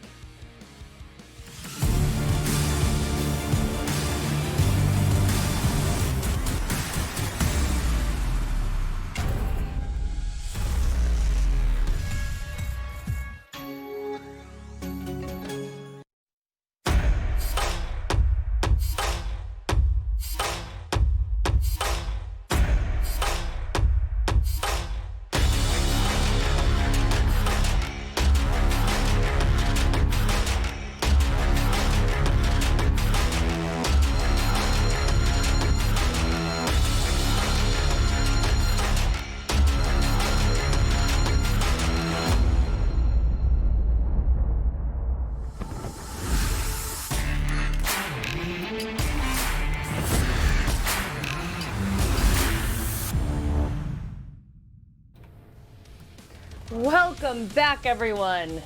Jesse, did you and Veli curse TSM? What happened here? We must have. I mean, this was not great for TSM, obviously. DarkZero really rolling over this matchup. Some incredible plays. That one, of course, happening just with the time waste from Skies. The C4 Geo popped off in this round. We had a lot of really big individualistic efforts, I'd say, so over the course of this matchup. You know, DarkZero were really, they were guns up every single round, and it really did pay off. They seemed like they knew what they were doing. They were executing things well. And again, just the star players were popping off, and players you don't usually talk about, right? Like Mint and Skies, I don't think are players that we talk about all the time for DarkZero, particularly Mint. But yeah, he had a fantastic 15 one. kills. Yeah, exactly. I mean, really impressive stuff from every player of DarkZero. Yeah, and you know, I think that I was a little bit apprehensive when it came to DarkZero. Just we heard how downtrodden Skies was during the last interview, and I know that it was a little bit rocky for them at points during stage 2, but man, are they clapping back and showing us why they won the August major here. Jesse, I was certainly impressed with them. Oh, we got their team camera up. Absolutely love that mural there. But we are going to pull up the stats really quickly. And as I said to you, Jesse, 15 kills from Mint. But what else is kind of sticking out to you here? I mean, 15 kills from Mint, 0 from Hot and Cold. The casters went on about that. I mean, it's funny, and it, you know, it does speak to the impact a player can have despite, you know, having 0 kills, 0 headshot, obviously, 0 opening kills. 0-10 is not a stat line that often wins games, but for Hot and Cold it does. And that speaks to, again, you know, the utility that he's bringing to his squad and the information and communication as well. Yeah. And Veli, you heard Jesse saying this a little bit, talking about star power, right? Both of these team star players totally stepped it up. As I was gonna say in the first half of this map, I mean, just through the whole thing, it was really fun Siege to watch. It was a really fun game to watch, but the first half was my favorite part of the game. But on DarkZero's side, it was Mint on Ying getting the 3K on an archive soul. That did it for me. Skies as well. Skies is a limit whenever the game is on the line and you put it in his hands. But my favorite play out of all of them is going to have to be with Geo. I kind of want to show you guys something. I'm kind of nervous about the protection. Put me on the big screen. I got something to show off right now. Hopefully it works. But I'm gonna run you guys through a play that Geo had that was just absolutely amazing, and it had to do in garage. So don't laugh at me. We're not on land. I'm gonna make the teleprompter work. So this right here is Geo, and Geo was fantastic. Okay, he was holding down. He was holding down right here. So we all saw Geo with the C4 underneath the buck. And we were just waiting, and the moment Geo figured somebody was up there, bam, buck, got bodied, right? Oh no. No, my screen, okay, it's back. So buck got bodied. So when that happened, Geo, he was getting just clapped left and right. Bullets were flying everywhere. So Geo runs through the rotation hole, he comes right here, kicks his saying on the mic. He's like, yo, Geo doesn't know where he's getting shot from, but he's trying to make something happen. Then Ace right here, hot and cold, he tries to peek Geo, bam! He gets clapped again. So Geo has about 15 health at this point, and he's like, okay, what do I need to do to further embarrass DarkZero before we lose the map? So Geo comes right here. We all know Hyper. Hyper comes up thinking he's a big deal. He comes around yellow, peeks Geo. Nuh-uh-uh. You don't peek Geo, Hyper. Geo got the 3K, won it all, and Geo just won the round for his team. It was amazing. That's the type of play we love to see from you superstars, and that's why Geo, to me, had the best play that entire map. Those were some incredibly impressive graphics, Veli. I made it happen, Jackie. I know the screen was messing up, but y'all got the point, right? I'm sorry. You need put more in puppet shows Geo's from head. Veli. Yes, that was okay. Yes. that was top quality there. But actually, Veli, But we great understood. narration. Great narration. Thank Even you. though the visuals were a little whack, but I'm here for it. Jesse, okay, now it's your turn. Where's your presentation? I'm teacher. I'm judging y'all. I'm gonna. Cat ate it. She's, Oh, terrible she's over there. excuse. The cat ate it. In my Oh, presentation. man. Oh, it my gosh. had just as many sound effects and definitely was real. My question is, where does Veli Budget. find this stuff? Like, one time he had the fireworks. I know he's done some other ridiculous stuff, but... Oh, you know what I was going to do at What? the end? I was going to have confetti drop, like, yay, Geo won the round, but then I forgot, so here we are. But yeah, I don't know, Jackie, my brain is weird, but DarkZero clapped him. It was a really good map. I love that you just brought that up. to just show us the confetti. Okay. Yes, I was proud of it. Veli, you should be proud of it. That was something. That's all I'm gonna say. But Jesse, I gotta pick your big brain here because, you know, you were telling us at the top of the show that you had some conversations with BC. Yeah. And he was talking to you about the strategy for today's matchup. I'd love to see like a little visual of like Jesse and BC talking, like some sort of puppet show for this. Would be Yeah. nice. But I wanted to pick your brain about what strategy he talked to you about. I mean, I think he said something about pacing. Do you think that it worked? Yeah, I mean, I think he was talking about how when they play a couple of different teams, you know, the whole round really does impact the play, and sometimes, you know, we can kind of tell who's going to win the round, even like at the early first half of it. But when it comes to TSM, he said that when we play TSM, it really comes down to the final 30 seconds, and I think we did see that reflected, particularly when TSM were on that defensive half. A lot of that comes down to the fact that their roamers aren't often, you know, giving up their lives on that roam. They're making sure they stay focused. They're making sure that their hold stays together until those last 30 seconds where things really get chaotic. And I think on at least 5 of those attacking rounds for DarkZero, we really did see things, you know, go kind of boring, kind of slow for the first, you know, 2.5 minutes, but then everything just devolves and it's like, what is even happening? But somebody's popping off, or, you know, the team is working well together. I think for DarkZero, it was partly, you know, Skies and Mint getting a bunch of kills on that attacking half, and then the other half was like the communication that was coming through when everybody was working together and communicating where those players were at. So I thought DarkZero won the last 30 seconds of most of those rounds, and that did lead them to getting a lot of those early rounds. Well, the plan was working. That's all I'm going to say about that. But let's roll into our community poll question, gentlemen. And the question, did Parker write this? It's like, which of these fair squads will bring shields more often to the joust? I hope I read that with like some decent acting skills. I don't even know. Fantastic. But who do you all think came out on top, TSM or DZ? Should have been DarkZero. I mean, TSM doesn't really run shields. I want to see the result. TSM won with the 52%, DZ with 48%. What are you doing? Jesse, what does that say about TSM fans, Man, Jesse? Bolo fans are devout. That's all I gotta say. For real, though. They're gonna go for I the can see man. it right now, just finger painting happy faces in front of their computer. Just Bolo, what does he play? I know, like, right? Come on now, TSM don't use shields. Y'all Oh know my gosh, better. gentlemen, this just coming down into my living room. This is breaking right now. Some very important information that I have to break to you all right now. Kix and Intero are ready for Map 2 Clubhouse. Let's go. So they're going to take it away. All right, Scared me. Kix and Intero. I scared you guys. Intero's always making fun of me, saying that I like do things very newsy. It's a newsy I Porter know, stuff. I'm sorry. not But a take it bad away, thing. gentlemen. Take it away. Yeah, I mean the whole like it's like breaking news here. We've got map bans for you. No, Jackie, that was a great throw. Thank you very much. Almost as great as this Acer Predator Triton 700 laptop. Look at this thing, okay?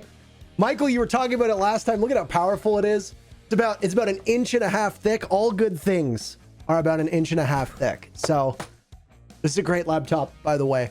I genuinely do use it. I know that we talk about it on every single broadcast, but this thing is actually a total behemoth. And I know that you have one as well, Michael. I do. Yeah, I have the Triton 500, I believe, which is actually... Yeah, mine's better than yours, by is the way. thicker. Mine's 0.7 inches thick, but it Say that also... again? Mine also has newer specs in it, I believe.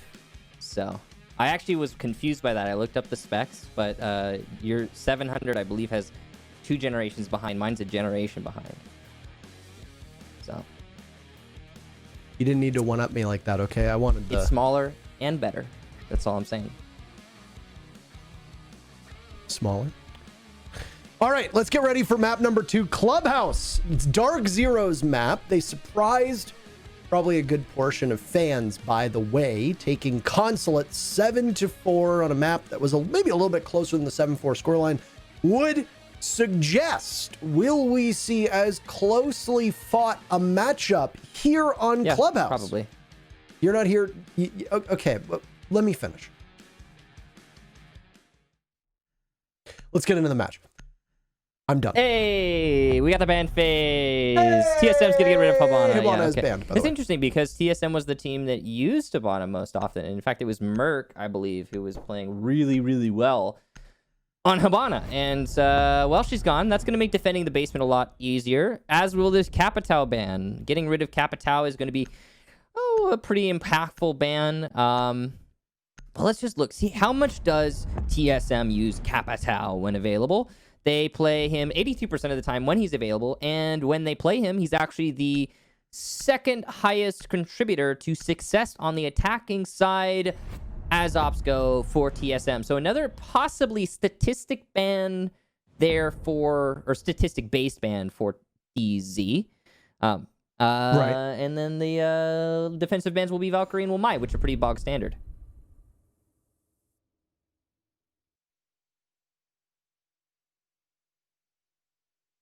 CCTV cache defense will be the first place that they will go on, and TSM will be starting on defense yet again. They chose this side, whereas DZ would have chose it for map number 1. Obviously, defending on Clubhouse tends to be a more favorable side to go on. Not always the case, though. Things can be tossed on their head. I don't know. Looking at these operator bans, and Echo as well is still not in play. We need to remind everybody. Do we? Echo is, I'm sorry? No, carry on. No, what'd you say? Echo is not allowed to be played. Yeah. No, that's what I said. What did you say? He's in quarantine because he's broken. Sometimes you can't shoot his drone.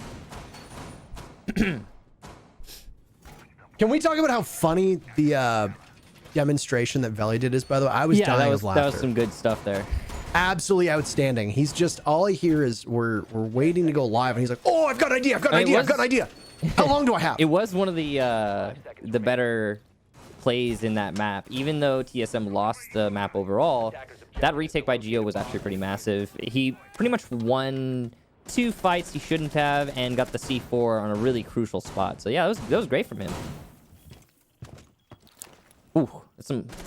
Yeah, might be one of the funniest things I've. That's why they pay Veli the big bucks.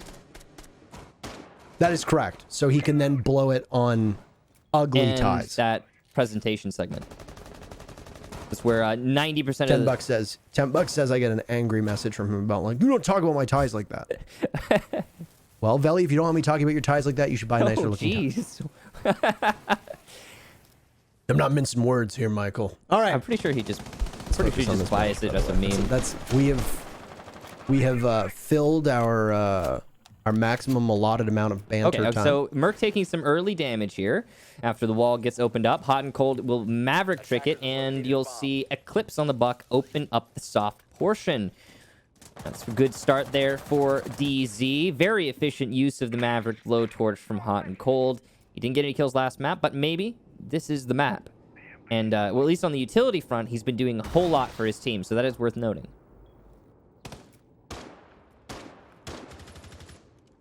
DZ is going to be doing a pinch here between server and workshop. You can see them setting that up right now. They get the information. They get the control. Half round mark now, and it's been a decently quick one overall. So this is pretty good for the attack. Hyper was trying to set up a flank drone there, but whoops. Yes. He missed. Yeah. He missed. Well, the good news is that if it happens to still be in line of sight of Achieve, then it will catch him. Merc has taken some damage. That's it so far. A minute to go. This round has gone by very quickly. But they need to watch their flank. Oh. I don't know how that impact did not work, but exothermic charge goes off. It reveals Merc's position. If you're Achieved and you want to strike on main stairs, now is the time to do it. You got to get going. If Achieved is even still in that location at all.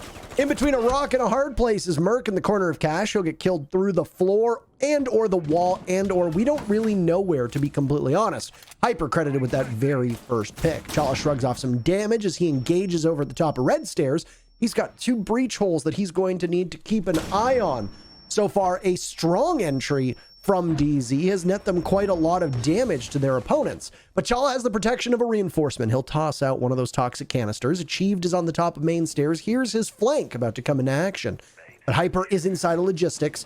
Achieved manages to evade him for now. He doesn't have an entry through Jim, so he's going to have to go elsewhere.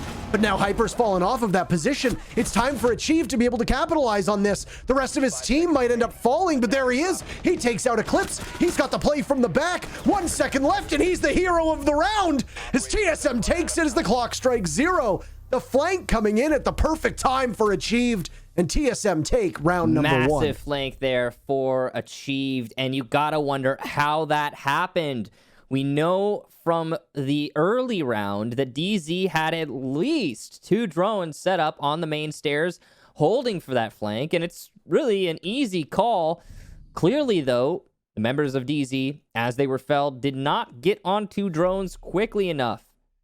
So TSM, or Achieved specifically in this case, able to use that window of opportunity to get behind the attack and wreak absolute havoc.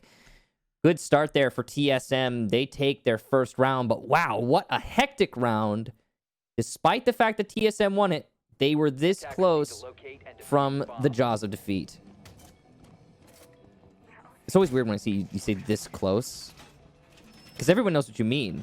Why? Well, why is because that everyone knows weird? what you mean, right? But nobody can see my fingers. I'm doing it. I'm doing the thumb and forefinger. I'm just, you can't see it, though. But everyone at the same time knows. And I just find that weird. It's going to be Rome on the top floor here for TSM, as you can see. I'm not throwing you a lifeline when you say things like that. I'm just going to let you suffer in You're silence. going to do me like that. Okay. Trying to teach me a 100%. lesson, Parker? I refuse to learn it. 5 seconds to go. There are so many political jokes I wanted to make. Oh, I am the problem! Kappa. Oh. Anywho. All right. Let's that first round really did come down to the flank watch. You have to think there is no Nomad ban, by the way. Oh yeah.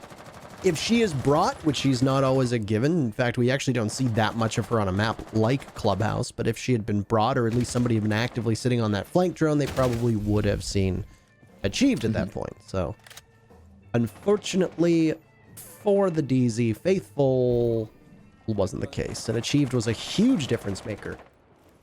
The rest of the team did a pretty good job from TSM's side at just wasting a lot of time. Chala in particular seemed like he was dead meat very early on. He was the last person that died, if I remember correctly, before that clock hit 0. So pretty incredible staying power from him. And those toxic canisters obviously really smartly placed to funnel DZ in through the areas where Chala could then capitalize off of it. He got a kill for his trouble with that with the shotgun out, and was obviously impactful enough on yet another. Bolo getting hunted down, by the way. He's not going to be able to swing onto Skies. He does a substantial amount of damage, but the Ace solo entering not too far off a hot and cold, but still largely on his own inside a strip club, will lead off this round. That's a really good start there for DZ, but it took a lot of time. You could see there is a Malusi on the server window. He will break it and take out Mint. That is your Thatcher gone.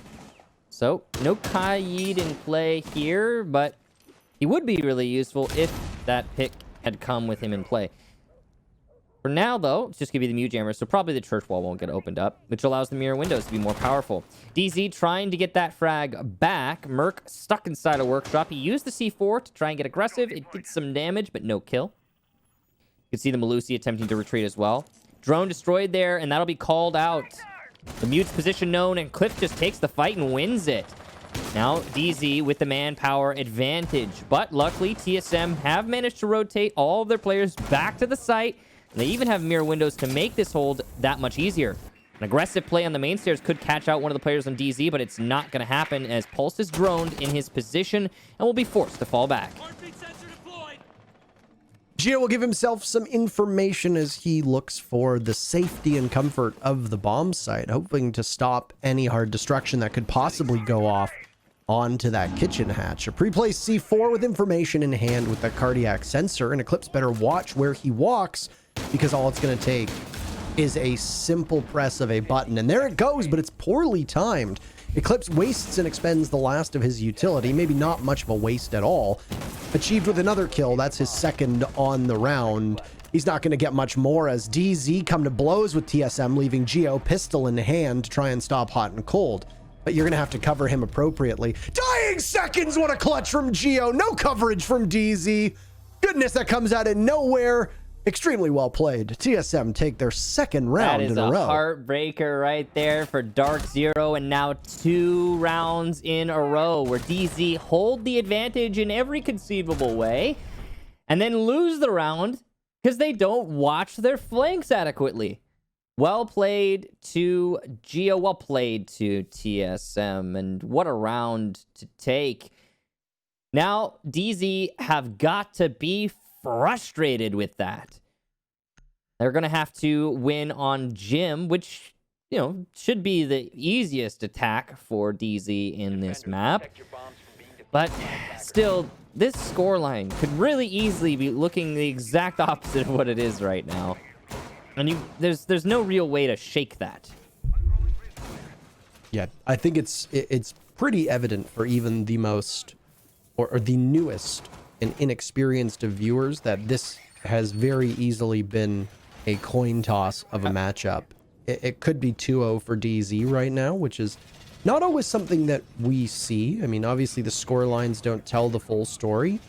Sometimes a 7-5 could be a lot more one-sided, despite the fact that the scoreline suggests that it came down to the wire. Those could have been rounds where there was no real question as to who won them. So far, I mean, you've got to give a lot of credit to TSM for the way that they've played this, but ultimately there have been more mistakes committed by DarkZero. Their inability to hold down on flank despite, you know, knowing that there was somebody coming on flank from Achieved. I mean, I guess that the time meant that you weren't going to be able to do much in that very first round when Achieved decided to strike. And you have to get going. You can't really fault Hyper for that, but still, if there's a drone or somebody's dead and is watching it as there was an earlier death for DZ, they could have possibly spotted Achieved, or at least let know that the drone was taken out. In that second round, obviously, the big mistake that we saw was that they didn't have any intel and nobody was watching where that defuse was. I think the last remaining member of DarkZero that wasn't hot and cold was inside a blue. So you could have, in theory, you could have very easily seen somebody that was pushing from that church wall anyway. That was a nice C4 there, but to no avail. Bolo's going to go for a run out here. He's just waiting for his opportunity. He will have, actually, he does have an opportunity right now, whether he knows it or not, but he's been droned out and the opportunity slips away. They will be ever vigilant of the run out, but I think that might have been what Bolo was going for. After Wall gets Maverick tricked open, instead of Hot and Cold trying to rotate by vaulting over the balcony and going to the safe route, he will try to peek the breach and die. TSM take the man advantage at about the half round mark. A little bit of clear going on there for the various different things in the hallway. Barbed wire, Goyo, shield, and the job is now done. Merc, though, still will be contesting the wall. He's got the mirror window to do just that with, and he's going to be very, very proficient, you have to imagine, on a spot like that. He's even got support of Chala on this long angle. So this will be a devastating push if DC decides to commit to it. Obviously, though, they're more likely to commit to other routes. This is going to be a game of cat and mouse right now to see what can happen, but TSM has the upper hand in terms of kills and will continue to do better as Eclipse gets finished off by Bolo, and we saw a push up from Merc into, Chala rather, my apologies. I'm so used to seeing Merc play this Maestro that it's just almost muscle memory at this point. Chala sitting inside of the rotate hole. He's going to be very apprehensive when it comes to getting pushed from the windows, and he's also got his back turned to that jacuzzi wall and is very vulnerable in the spot if the weights behind him don't fully cover him. He gets a read that somebody's outside, either it's a sound cue or coming from his teammates, but he can't do anything other than light up the window frame. He'll just sit and wait for now. DZ having a bit of difficulty trying to find where to pressure from, as they've already had some issues, and now it looks like it could be a flawless round. Achieved had the cross, and there you have it.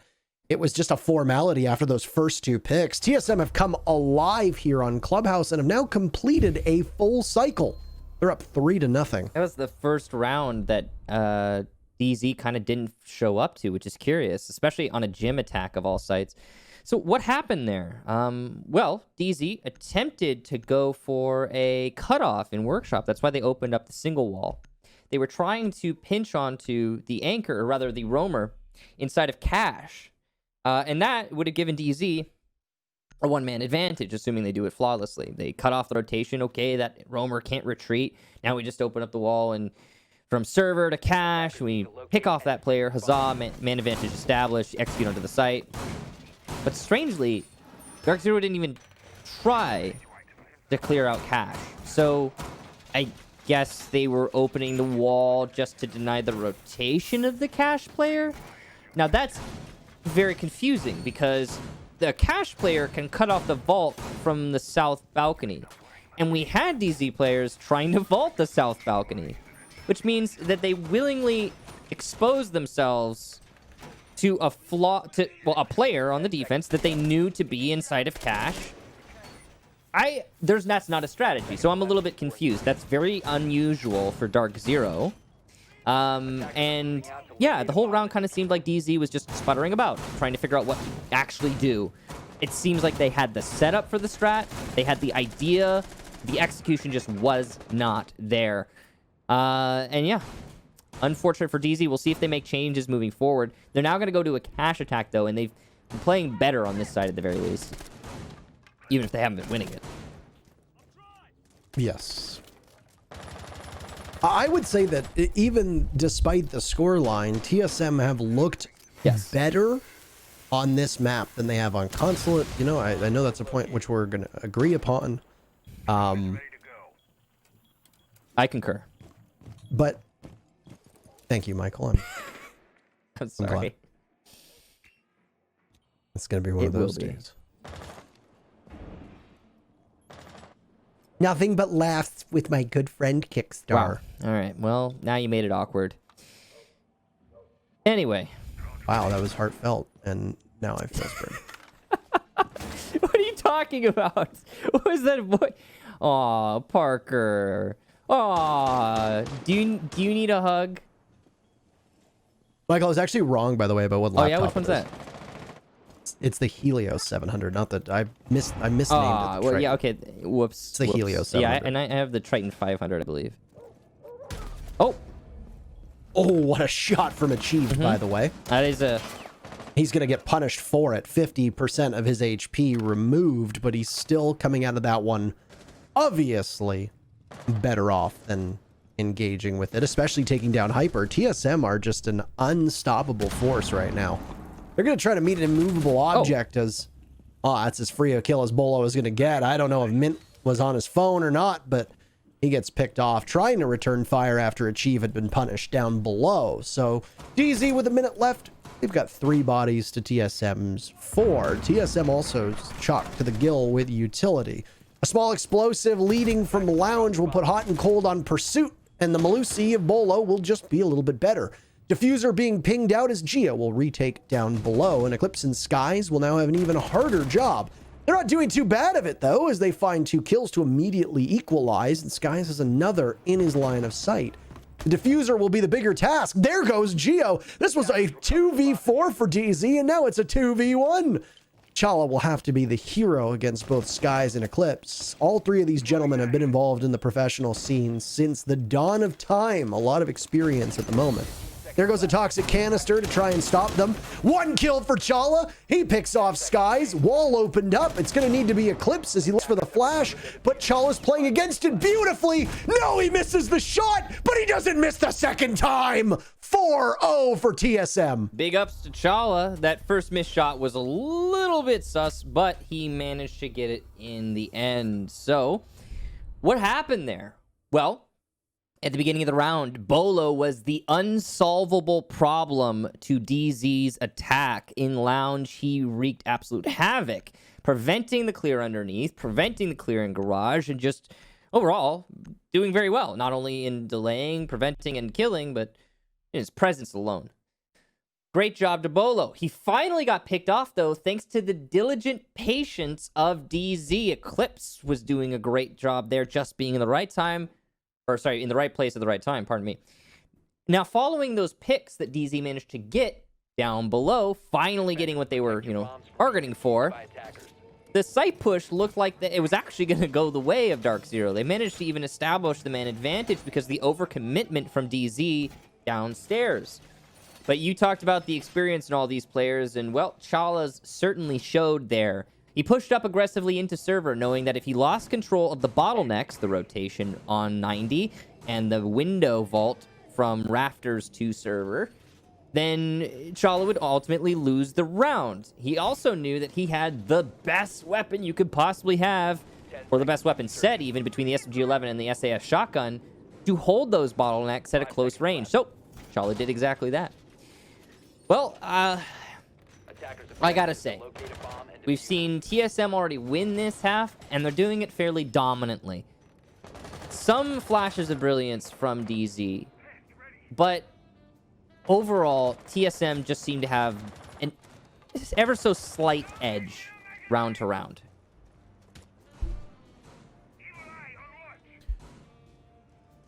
I mean, you were right. I was wrong. About by what? the way. At least so far. When you were like, I think TSM's going to claw it back and we're going to see a third map. And I was like, no. Incorrect. It is obviously a very close one. But this round might be the dam starting to break for TSM as DZ gets their first opening pick in a couple They didn't of check the corner. rounds. I don't think they saw Bolo. I think Bolo is undetected. Oh, that's risky. I mean, he's also He hasn't been using his ability, though. He wasn't... Oh, that might have seen him.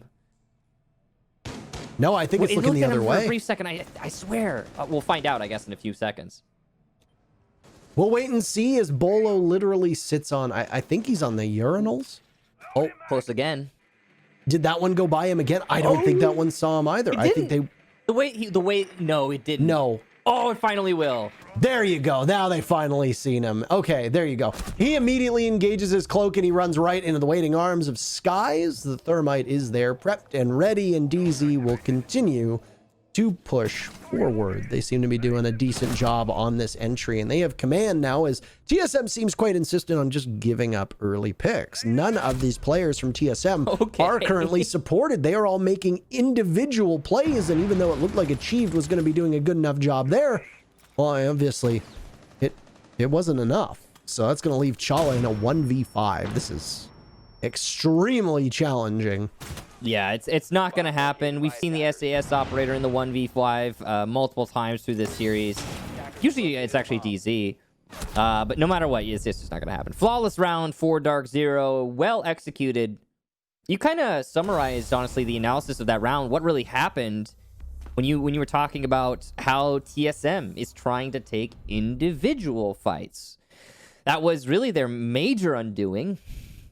They were attempting to work together, but when TSM went to link up with each other, it's like the person one of the players on TSM is trying to link up with dies before the backup player can get there, and then that player dies in the transition, and it all just goes awry for TSM. That was a real bad round there for the defense. You could call it a flash in the pan. It's the first we've seen TSM fumble the ball quite like that. However, we've been seeing some fumbles from DZ and some really good rounds from DZ, so I'd say that this is just what you're supposed to expect at this point. Both squads are having a lot of high-risk, high-reward rounds, and by that I mean they're playing in ways that could easily result in a stomp, but if you fail, you are the ones who get stomped, and in that round, well, TSM's roam failed. And they got brushed aside by DZ. Love the patience from DZ in that round, by the way. They could have easily lost that had they been a little bit more, I guess, presumptuous with their droning and roam clear. And, well, DZ wasn't. They were very thorough. 5 seconds left. I also think they, like you said, I also think that it was a pretty big help of TSM just playing individually. Every single member of TSM died with not another member even remotely close to them. So, you know, which can be okay. You can see that style of play, whether it be on attack or defense, flourish if teams are very well coordinated, especially on attack. Not every team needs to be within striking distance of each other, especially if they're droning for one another. You might not actually be that far removed from the aid of your teammates because the drone is doing quite a bit of work, but obviously on defense, it's an entirely different game. So. Well, it was a weird round overall.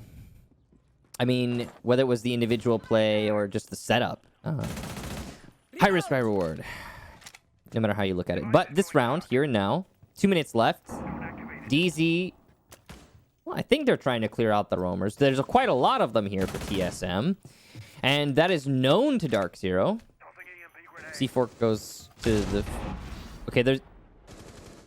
Huh. Well, C4 goes outside and doesn't land on anything. Maybe there was an X... No, not an exothermic. It couldn't have been an exothermic charge. I don't know what that was. Maybe a Selma. I don't know what the play was there. Maybe it could have just been a wrong call, Michael. Yeah. For all we know, they might have thought they had information that they did not. True. So well, C4 not used there for TSM, or not used effectively for TSM. And the roam though will persist. You can see they're trying to contest upstairs. Merc's gonna eat some damage in that endeavor. A little bit of an exchange though, as Mint also does eat up.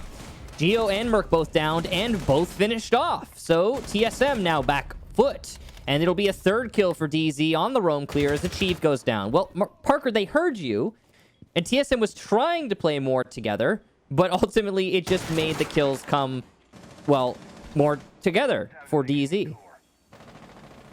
yeah, making it a little bit easier for them, and another flawless round for DarkZero is very much a possibility, but you need to protect Mint at all costs, as he is a single bullet away from death. 45 seconds is plenty of time for DZ to be able to pull off some form of execute, and given that they haven't surrendered a single pick, I would say that they're probably in good shape to do that. TSM do have some utility at their disposal, namely the 3 gas canisters, make that 2 from Chala, and with 30 seconds left, now's the time to start using them. Perfectly timed at the bottom of main stairs. There goes Bolo, so Chala will be in a 1v1 engagement at the bottom of the stairs. He takes out Eclipse, immediately pivots over towards Moto. Shotgun out, but he's not going to be able to connect. It's not a flawless round. TSM get a single kill, but that's all she wrote. The first half over. TSM with a commanding 4-2 lead coming off of a hot defense on Clubhouse. Hey, I actually have that exact guitar. Wait, the one they have in the DarkZero cam? No, it's in the in the map. Okay. I was wondering what you were talking about, and I was like, wait a minute, how do you know you have the one in the game? Because it looks the same, I mean, Michael. how do you know that that one's... Well, okay. I guess to be fair, the guitar that's in the game right? looks to be a triple. It looks to be a triple pickup Gibson SG with a full pick guard, whereas mine is only 2 pickups and it's got the half pick guard. But same color, same. The SGs are all the same shape. So you don't know it's the specific model. You just know it's like around the same kind of. I mean, it looks identical, right? But who knows? There's no brand. It's not like Rainbow Six is sponsored by a guitar company to put those guitars in the game. But it just looks similar. Got it. Almost identical, I would say. It's the same guitar model that's in every map that has guitars, by the way. Well, yeah, they reuse models quite a lot in Siege. Yeah, there's one on the stage, I think, if I remember correctly. There's one on the stage. Piano? Or on this here, stage, yeah. I think there's one on the stage here. Yeah, there it is. In the left corner. You have that one? Yeah, it is. It's a triple pickup. Is yours red as well? Okay. The 3 pickup. Yes. How many guitars do you have, Parker? Also, Coastline has 3 of them. I think it's a black model and a red model. Coastline has less guitars than you? Fewer guitars, pardon me. English. I don't know how many guitars Coastline has. You said it has 3. Geo, by the way, first bit of action. Coastline has 3. Enough talking about me, more talking about Sorry, TSM I find you incredibly right now. Parker. Oh, thanks, Michael. Maybe we can talk later, buddy. Anyway. DZ setting up on the cash defense here, and well, they're finishing their prep now. So much to do in that early stage of the round. Goyo being brought, he'll be a huge hindrance to the attack. You have to clear out all those shields, and it can be an utter pain. That early damage done to Geo will probably have a large effect on the round, though not certainly. Maverick is tricking the wall, though he need not. There is a mute jammer on the wall. He could simply make a hole and shoot it and allow for one of the, Ace to open it up. But he's going to do his job because, that's why they brought the Maverick. Ace can use his Selmas on other things because of that. But he's going to need someone to clear out the mute jammer on the garage wall. Impact goes out. I'm not sure that's actually going to catch the Selma, though, because it was placed so low. And, in fact, it did not. So...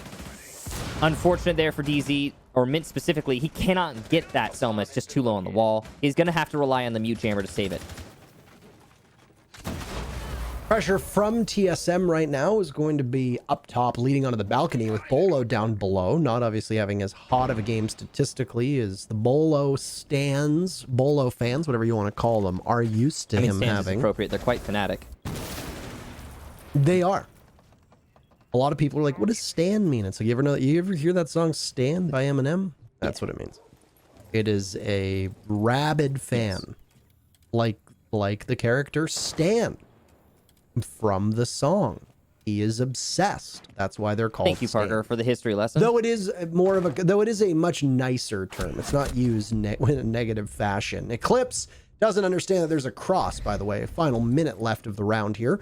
Bolo is able to pick him apart, playing on Repel on that balcony. So DZ will need to move back towards the bomb site. Hyper in particular, as he's inside of construction. Skies was looking in that general direction as well, with hot and cold ready, primed, all in hand to mow down anybody who walks into his line of sight. TSM's control right now is Garage. Merc is just inches away from being able to strike. He's got grenades in his hands. Selmas will go off, and that grenade will go flying through and down Skies. Beautifully tossed. Don't know if they know that you can connect on it, but the Goya will also drop to the bottom floor, so it seems like a retake strat is on the menu here. 2 kills for Mint, 1 for Hyper. Pistol out, unable to outduel Bolo. As down goes Skies, it's Hyper now in a 1v2. He's down below. Nitro Cell, he'll stop it at the last second. There you go. Bolo can't get it in time. What a play by Hyper. DarkZero, with 0 seconds left on the clock, pull off a miracle of their own, and they've now found 3 rounds in a row. That's a big C4 there, and that round is just as close as some of the rounds TSM were winning on defense. We're getting ever closer on that note to an even round count, where for a time, TSM seemed to have a commanding lead. Well, I mean, well, not seem to. They did. They had a commanding lead, pardon me. So, what happened there? Well, TSM did a good job of getting the first pick. Their control was pretty solid, but ultimately their attack ended up being a little bit linear, and it wasn't fully. They tried to pinch in through the breach on the balcony and the garage, but ultimately TSM didn't have control downstairs. They weren't utilizing workshop. DZ was allowed to maneuver quite comfortably within their own bomb site, and all the while TSM is pushing in, they're losing players. Great job there for DZ, specifically Mint. He was playing Malusi in the hallway. Now, you saw that he was actually able to see, what was it, like 3 or 4 TSM players and only managed to get 2 of them. But still, the damage done. TSM's attack somewhat halted, and then that's all that's required for DZ to get the denial from below, because it delayed the plant for a significant amount of time. I actually thought that round was going to go to TSM as soon as they downed, I want to say, Eclipse inside of the site on mute, because he had the C4 in hand. Well, whoever was playing mute. And that C4 could have denied the plant directly in sight. The nade was well placed. I thought that would win it for TSM. They called the push off of it, but just not enough in the end. Anyway, well done to DZ. Now a basement defense. We'll see how they fare here. Good call from DZ to get Hyper down below, and obviously things working out, and this, just like we saw in Consulate, I suspect this one's going to tighten up. And I always say these things, and then Caster's curse kicks in, and, well, TSM will probably win this round, and I'll sit here going, huh. That's Caster's where curse kicks in. Haha. Why do you have to make it about yourself? Narcissism, Parker.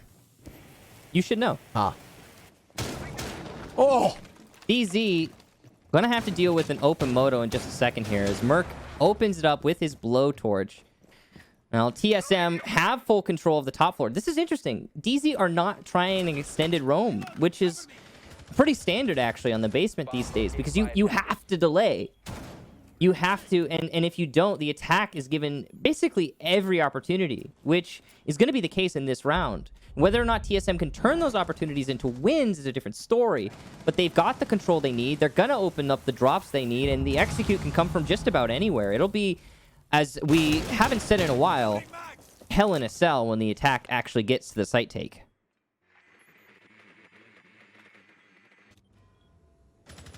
I like that Hell in the Cell has been picked up by you, by the But way. I think it was your thing originally, right?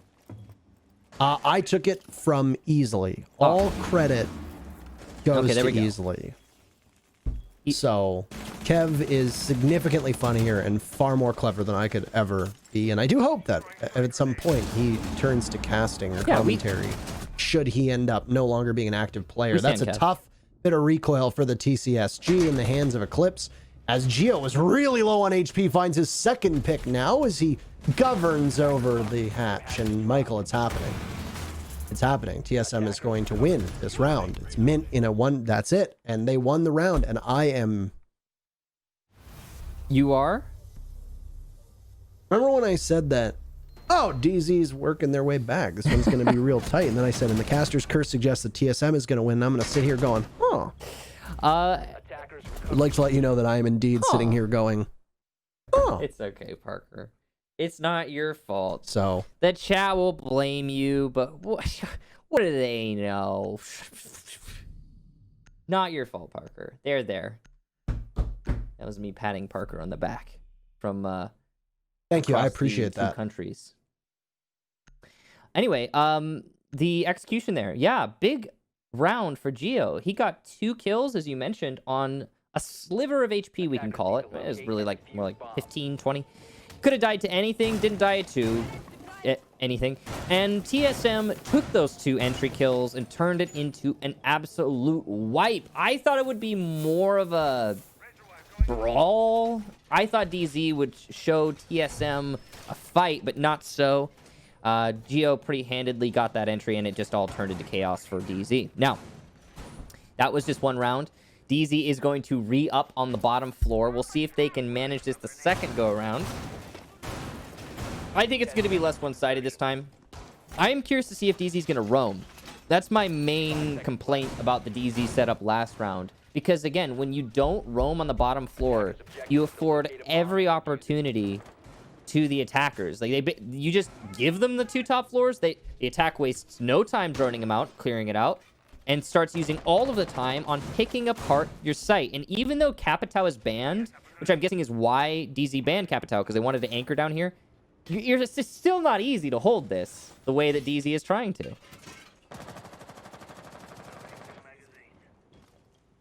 It'll be a test to them now, as it's another church defense, and they'll be praying that they'll win this one. If not, it's match point for TSM, and then we have Cafe. This is honestly, regardless of what happens in the next 2 rounds, this will have been a pretty brisk pace set by both of these teams, as we're only 2 hours into the broadcast beginning, and we are maybe a couple minutes away from map number 3. All said, it's been pretty dominant from both of these teams on these respective maps. We'll see if it continues at all, or what we'll go about here. Is it looks like DZ is quite content, nestled in that basement. All 5 members. It doesn't appear that they're doing much off-site. It's a very similar setup to what they had last time, if not identical, by the way. It's pretty darn. I don't remember if they had the Mira. Did they? Do you remember if they brought... I mean, in terms of positioning, yeah. In that they're not roaming. Right. DZ is not roaming. Yeah, Eclipse was in the spot. I think that Hot and Cold is in now for most of the round with the TCSG in hand. Really? Yeah, wow. He's using the TCSG 12. So that weapon was nerfed pretty heavily and has fallen out of favor for most players, but it occasionally does show itself to those who do not like the Vector on Goyo. Hot and Cold gets opened up on from above, and he'll fall further away from Deep Arsenal, trying to preserve his life. C4 has been used on the Mira, so no success from that. Unfortunate for DZ, very fortunate for TSM. TSM still plenty of time, as they are well set up. Second C4 will land, though. Down goes Geo, who did so much work in the last round. And the drop is not open, which means Merc would have to, and that's just not going to happen. Blue, though, is in control of TSM, and they're actually going to get Church as well. Look at this wide swing from Merc. He should be able to turn this into a kill and full Church control, but not so. Hot and Cold on the long angle will pick him off. That's a big kill. Bolo gets Eclipse, who is trying to regain control of Blue. Not gonna happen. Bolo's there and ready, but he'll be felled by Hotton, who gets his 3rd kill and the 4th. Skies will pick up one, but Hot and Cold, the real hero of that round, he was quiet in map number 1. Not so in this round and map. He very shrewdly played around his positioning inside of Arsenal. He was using the bomb chassis and then the crates to his advantage, playing around the wall, playing around the pillar, and constantly just maneuvering as best as he could. You know, his first line of sight playing by those crates was inside a church. He manages to save his teammate's life, then positions himself towards blue. Nets a kill there, pushes down towards where the opening was in the hallway inside of Arsenal, and then holds that angle as well. And I believe that's where he found his last 2 kills. So all told, yeah, he was quiet on Consulate, but this defense so far, 3 rounds, he has been pretty decent. As for DZ, it was a defense that was trying to force TSM to head through blue, and that's exactly what they did. The way that they had held the bottom of main stairs, and TSM seemed quite reluctant to deal with that, decided that their best bet was to go push blue. Well, you know from the previous setup that Mint is going to be hunkered down inside of that escape tunnel, and I suspect that TSM had droned that out as well. So you need somebody inside of blue to look long range to deal with the Melusi who's going to be trying to return fire. The good thing is we've seen so many times that you'll have a defender sitting inside a dirt tunnel, and they'll end up being last alive by virtue of them being too far away from the fight. Everybody else will get picked off, either roaming or on the bomb site, and then it leaves you in a position where you have to escape that tunnel, as funny as the name might suggest, and you're probably not doing it alive. So DZ just tweaked a couple things with their setup, and they focused on blue. They knew where TSM were going to come from, and they were prepared for it, and Hot and Cold in particular was the most prepared for it. Not only was he prepared in that round, but he's been doing great for this entire map. Oh, Hyper, on the other hand, he went for a run out. He's going to get shut down on his run out. He's chilling outside the building now, and Bolo is all the happier for it as he continues to impress with his statistics. Now DZ are on the back foot in what could be match point round for TSM. That's going to be a cause for concern for the defense. Selma's opening up the garage, and an impact will miss. I think it went too wide, and so the garage... No, it gets a little bit of it. So no rotation here on Mint's panel, and he maybe isn't known in Harry Potter. He peeks and doesn't full check it, though. He could have gotten a kill there, but he'll retreat and get out with his life at the very least. So the hunt continues inside of garage, but with Geo outside this time. Nobody's playing down by the bikes. It's Eclipse all alone upstairs. As you can see, the various TSM members Spider-Man their way to the top of the building, and drone work underneath Eclipse. This one from Geo as Achieved will head through that main door. Now, Buck doesn't have grenades anymore, but you can still flash up and allow somebody to swing from the main door of garage. Grenades will be in the hands of Merc, but his job is going to be far more important.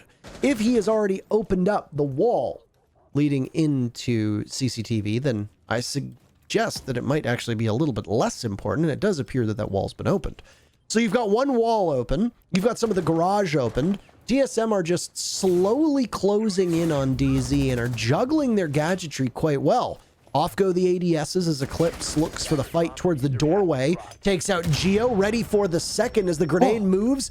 Just nails Chala. Eclipse on top of the rafters. He's lost a tiny bit of HP. Finally blows up to the grenade down below. But he's dragged 2 members of TSM down with them. And the final 45 seconds will be a 3v3 between these teams. There's also Evil Eyes in play still for DZ. Plenty of utility. The gas canisters as well. Mint could even flank. We'll see. He's playing in Workshop. He can run out on that server window and deny a plant himself. TSM are up against a wall with very few options right now. They do at least have Diffuser ready and in hand for that plant attempt. First gas canister goes, and it's doing quite a lot of damage there. Actually, somehow, Merc is outside of the radius. But, well, TSM are delayed at the very least. Great angle played here from Maestro, but he loses it to Merc, who lands a beautiful shot. There's the run out we talked about. Mint gets Merc, and it's a double run out, but it's stalled out. Skies will get the planter, but it's post-plant now, and it's all on Bolo. In the 1v1, he loses it to Skies. A beautiful shot, and DZ will tie up the round count 5-5. So defense obviously proving to be the better side for both these teams, as we would come to expect. TSM will need to win one more round, but overtime is incredibly likely, which will favor DarkZero as they will go on to defense twice here at home on their map. DZ has not led here on Clubhouse, and they are coming very close to doing just that. What a retake it was. I think Mint got into a bit of trouble desyncing through those windows, but other than that, the moment that he popped through the window, he was essentially bait because he gets punished as Skies nails the last member of TSM and then gets the final pick before disabling that diffuser. All told, it was exactly what you come to see and come to expect from a team that is as well coordinated as DZ has been so far today. And with how much this map has tightened up, it now puts DZ in a bit of a rough spot. Because they've won Church and Cash, they now need to defend a bomb site that teams don't exactly have the greatest luck on, which is the Gym and Master bomb site. This would also mean that no matter what happens here, we will need round number 12. That's when that bottom floor will reopen. I think that DZ will be quite confident in going down there again. If they don't, the only other option will be bar stock. And I mean, I don't think they're lunatics, and I don't think they would put the match on the line with that bomb site. I don't think anybody really would. We've seen it. I want to say we've seen it before, but it's such a rare thing, and it usually doesn't work. Because you don't know, right underneath Gym is the bar defense, and it's bad. It's real bad. And that's all there is to say about it. So, DarkZero, Gym, as you stated, setup's going to be based around the Mira window. And this Mira is actually really powerful. I like that we're seeing Mira. Honestly, it's a little bit refreshing. We haven't really talked a lot about her, but she's not as oppressive as she used to be. And she's still she changes the way that the game is played, to be sure. But she's not the greatest concern, per se, and she's just kind of fun when you see her these days because she's so rarely seen. Maverick tricking going onto the wall here for TSM. They're trying to get that open. Shouldn't take them too much effort, to be honest. And yeah, there you go. Job done. Now somebody will come over and open that. Probably going to be achieved using the skeleton key. The primary focus of Hot and Cold, who's playing inside of the bathroom with the wall soft next to him and a mirror window at play as well. TSM will need to use those secondary explosives in the hands of Merc to try and deal with the bandit, or they could just simply smoke it off. Hot and Cold realizes that this isn't a fight he's likely to win, so he's going to need to drop one of those bandit batteries, the shock wires, onto the wall to try and make the entry from TSM a little bit more challenging. Bolo gun down from Hyper down below, and it appears that Hyper will actually be able to get away scot-free as he heads for the basement and goes for the long roam and return to the bomb site. With the bandit battery dropped on that wall as well, and TSM having 2 EMPs, it shouldn't be too much of a challenge for Hot and Cold, who's still got one of those wires in his back pocket. There's a grenade in hand. He sees the Maverick, and the grenade will go off, but to no avail. There goes the bandit battery, and a Selma will drop down, so you're going to have to shoot it and do your best. Will Hot and Cold get it in time? It does not appear that he does, and he pays for his sins inside of the bathroom. 1 minute left, just under a minute left, rather. DZ with a numbers Seemed like advantage. Hot and Cold was not used to the EMP disabling and not destroying there, or maybe he just expected the nade to destroy the battery. Either way, DarkZero still have the man advantage. And as we come close to the end of this round, TSM don't seem to have any in on the bomb site. And that's going to get really tricky as Geo will get Skies in sight. That's big. And bad timing for Eclipse. He doesn't deny the vault as he could have. And there's nobody left on the balcony. Good angle there from Mint, though. He'll get one. The planter is not able to stick it. He doesn't have any cover. Here's the re-up on the color, though. It's Chala to get 2. Geo now going for the plant. He'll get it down successfully. And it's going to be a 1v2 post-plant. At least the Ace's position is known, but it doesn't matter. A trade. And TSM match point against all odds. Despite the bomb site working against DZ, you have to admire the way that they set it up, especially those Miras. They're playing back in logistics. They're playing inside of the bathroom. They are in such a strong spot to hold these long angles, and ultimately it comes down to a series of gunfights as the off-site players from DZ need to make their return. But there's only so many ways into the bomb site, and TSM is very aware of that. Despite the fact that that gym wall was largely still intact, the TSM members were smart enough to lay prone and watch the doorway from construction and the other doorway that was leading from logistics that goes through the master side. So, I mean, TSM found themselves in a pretty bad spot. They didn't really have a lot going for them at the mid-round, but they win it in a couple fights, leaving the remaining offsite players of DZ with no post-plant utility at their disposal. The nitro cell that could have possibly been thrown does not end up going out. The gunfight is lost. There's no toxic canisters to try and slow them down. You don't have to worry about any pressure from below. DZ invested solely in trying to stop the entry from TSM. After that, their hope was to try and catch them with the wall shot open in logistics, the wall shot open in closet, the wall shot open into gym. Couldn't do it. TSM read it very well, whether that be that they knew the setup and the intricacies behind it, or whether they just simply droned it out. TSM were prepared for the lines of sight that DZ had. That was really unfortunate timing there for whoever was, yeah, I the believe it was Malusi. Mint. Yeah, Yes. that was big F. If he just held the windows, that round would have gone straight to DZ because no one would have been able to vault past him. But he can't know that. I mean, he doesn't have the, you know, ability to see through walls like we do. So unfortunate for him that he wasn't aware. I just figured he would have played it off the timer. Anyway, DZ, basement defense. We'll see how they fare here. It's been hit and miss for them downstairs. And this time they're going to roam. They will actually take themselves off the site and try and delay the same way TSM did when they were defending this site. TSM is ready for this, obviously. They'll be droning out and trying to be thorough about their clear. Quite a lot of roamers. There's actually 4 of them now. As Hot and Cold comes upstairs. And it's a church defense. They're going to rely on skies, but as we say that, they've been recalled to the bomb site. So back they go. It was a great defense on this bomb site before, in large part because of the way Hot and Cold played it and the fact that TSM stacked up over by blue. So if they don't push through that blue part of the map and instead decide to hit kitchen or even possibly hit from the dirt tunnel, etc., there is better playmaking potential from TSM there. And I would be kind of surprised actually to see TSM try to do the exact same take, knowing that it didn't really end up being that successful. You see what's going on here? Lots of utility being used on those mute jammers that were set up on the top floor to deny information via drones. So even after the defenders fell back, TSM still were forced to clear it out because they knew there was a roam upstairs. So that was a lot of utility. 2 EMPs used upstairs just to determine, hey, they left 40 seconds ago. And, well, it's not TSM's fault. That's just them being thorough. It's DZ playing around the thoroughness of TSM and forcing out that utility usage. Now, it's going to be a setup for TSM to execute onto the bottom floor. They've got plenty of solid utility to do some work vertically and start making these anchors defense a little bit more difficult. It's not done yet, though. Impact tricking is a play Eclipse can use inside of Arsenal to deny the drop getting opened up.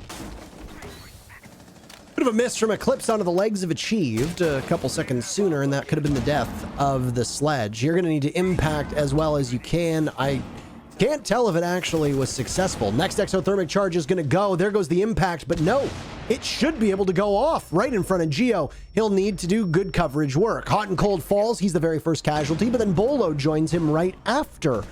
Both these teams will now need to fight from behind. DZ cleaning up, and there's only one more left for them to find. Overtime is very much on the menu, boys and girls, as Hyper concludes round number 12. We're going to OT with DZ on defense twice. I have no idea, Achieved. To be honest, we're seeing it too. Anyway, all right, what happened that round? Well, the main star of the show is TSM's clear on the top floor. Oh boy, was that a big deal. It was so much time wasted by DarkZero. Looks like the admin is actually going to preemptively call a rehost, and that's sensible. I think we can all see why that's happening. Anyway, that was quite an interesting round, so we have plenty to talk about, I suppose, while we wait for everyone to get back into the lobby. But, yeah, so the clear upstairs from TSM. was very slow, and it was slow because of the mute jammers that were there to slow down the drones, which in turn slowed down the clear.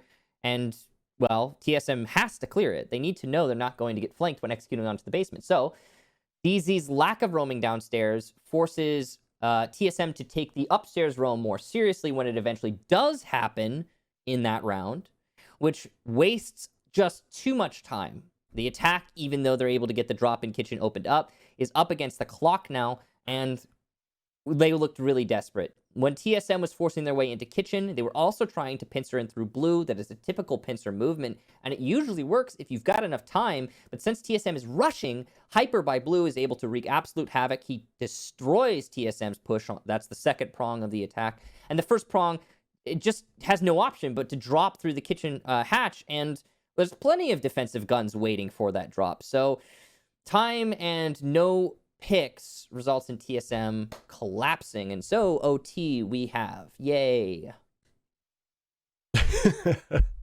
Well, obviously, OT is going to favor DarkZero, by the way, because of the fact that they're going to be on defense. And right now, if you take a look at the way that these teams are going to play, TSM is going to be on attack twice. TSM's attacking record, exactly the same as DarkZero's. Both teams go 4-2 on defense. That's how we end up where we are right now, with it being a tie game. For TSM, their victories came on Church and on Gym. There were 2 successful Church defenses by DZ, 1 successful Church execute from TSM. Gym only played once. It was a loss. If you're DarkZero, you don't need to go to Gym Master. You're going to instead go to Cache CCTV, and you're going to go downstairs to Church and Arsenal. For TSM, they're going to be on defense just 1 time. DZ won on Church twice. So this actually bodes quite well for TSM, because TSM is very likely then going to go to Cache CCTV. They played it twice. They won it twice. They were very strong on it both times. If you consider the pattern that we see right now, TSM are going to have a pretty big advantage here when it comes to this overtime, because they are going to defend on a bomb site they haven't lost. And it strikes us, obviously, as being relatively common sense that DZ is going to go to Church Arsenal, where TSM have shown that they are capable of winning. Now, obviously, the one caveat to that is the fact that, well, once DZ figured out TSM's weaknesses, DZ won their 2 most recent Church defenses. Right. This very much, to me, strikes us as needing every single round unless something goes outside of the norm. I think you're probably right. I think this will come down to the final defensive round for DZ, and a lot of it will hinge on, happenstance. We've seen a couple rounds that'll, through this map, and, well, through this whole series, really, we've seen a couple rounds come down to whoops moments where there's an idea that is proposed by one team, whether it be DZ or TSM, and because that idea is such a high risk and it gets found out by the other team, it ends up being a whoops, we made a mistake, and that results in the team who took the risk losing the round. We've seen that from both TSM and DZ, as I mentioned. If any of those rounds come out, which are not, this is not a guarantee, but if any of those rounds come out, then that's the only thing that I think is going to sway this around from the expected result. Sway this away is unlikely, but possible, given that random nature of some of the rounds. So I'm expecting this to go all the way to the final round as you are. I'm also predicting that DZ will win it on defense, since they have that double defense, and since that is the favorite side so far through this map. But both of these teams have surprised us with the performance they've been pulling out. One of the things that I'm curious to see is, are we going to see a shield brought by either team, whether on defense or attack, to try and solidify a round? We saw that from DarkZero. They brought the Clash to try and lock out Consulate, and it worked. So who knows? Maybe we'll see something like that here. Also, it would contribute to the poll, which I think TSM did win. The education system. Because they didn't read, yeah. They didn't read. Failing us. They didn't read it. They just saw TSM and they lost their minds. That's all it takes. One of the things that we saw going back to those first 6 rounds, because those aren't going to be as fresh in the minds of everybody who's watching this right now. People are going to have a bit more recent memory of obviously DZ on this defense. One of the things that TSM dropped the ball on in the final 2 rounds of their defensive half was that they started playing more like individuals. That went a long way towards the last 2 rounds. If you recall correctly, especially round number 5, it was a flawless round that DZ won because they were able to isolate and pick off all 5 members of TSM when TSM couldn't do anything. Chala was left on the bomb site alone downstairs in a 1v5. You're not going to win that. There's no way you have enough utility with smoke to be able to win that. It's just not going to happen. It didn't happen. Next defense on Church for TSM. They played a bit more like a unit, but still at the end of the day, too many hero plays from this team. So if they can tighten it up, which so far they have proven that they absolutely can. There were a couple attack rounds where TSM looked very, very tight. DZ just looked better, which is obviously going to be looked over given the fact that TSM were only successful on 2 of those attacking rounds, despite the fact that I think some of them could have been significantly closer. I think that if TSM play together, if TSM work together effectively, the TSM are going to be the favorites, even though they are going to be attacking twice. That's how I see it. Well, I mean, we'll see, I guess, when we get into the actual match, but we're still waiting for everyone to get in. For those of you who are just joining us or maybe forgot, the stakes involved in this map, or rather this match, I guess, are pretty significant, actually. Winning this will qualify you automatically for the major. You'll take one of North America's, direct spots. Since we're in the winners group right now, all you need to do in this winners group is win 1 match. The team that loses this will still have a chance to get one of those major spots directly. They'll need to win their next match, which will be against SSG. And if they lose that, obviously, then they are the bottom team in the winners group. So we'll see. Obviously, this is very close right now, and DZ could lock it out, but there's definitely a chance TSM is going to bring this back and push us to map number 3. No matter what, though, it's not the end of the world for either team, but still, SSG is a really, really tall mountain to climb to try and get that last spot. Yeah, absolutely. We saw DZ squeak in at the very final round of the final map in the qualifiers last time against the Sonics. Now, obviously, DZ are in a significantly better spot right now. They won the major. They've looked pretty good. They've had some stumbles, obviously, against other NA teams. It's going to happen. And losses every now and then, they can humble you and they can sharpen your focus. But DZ right now are 2 rounds away from being the 2nd team to qualify alongside Oxygen, which would mean that SSG and TSM, hilariously, would be in a dogfight for that final spot before the qualifiers. But with that said, we appreciate you hanging around. Don't touch that browser. We've got a very brief break before we get back into Clubhouse, map 2 between both TSM and DZ.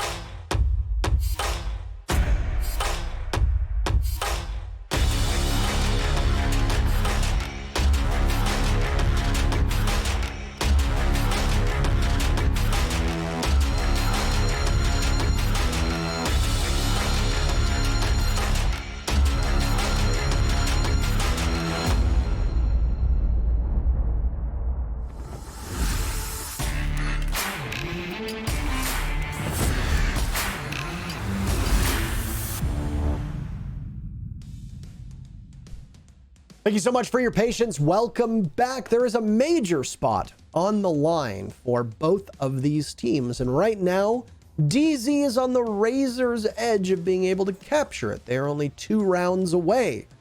A pretty convenient time, actually, for tech issues to arise as we are now resetting for overtime. And there was some unfortunate internet issues with TSM needing a reboot so they get one of their players back in the lobby, just in case you were curious about why we were delaying. But hopefully you enjoyed the analysis that Kix and I gave. Regardless, both teams are ready. So we are going to queue on in. Feel free to celebrate as you see fit.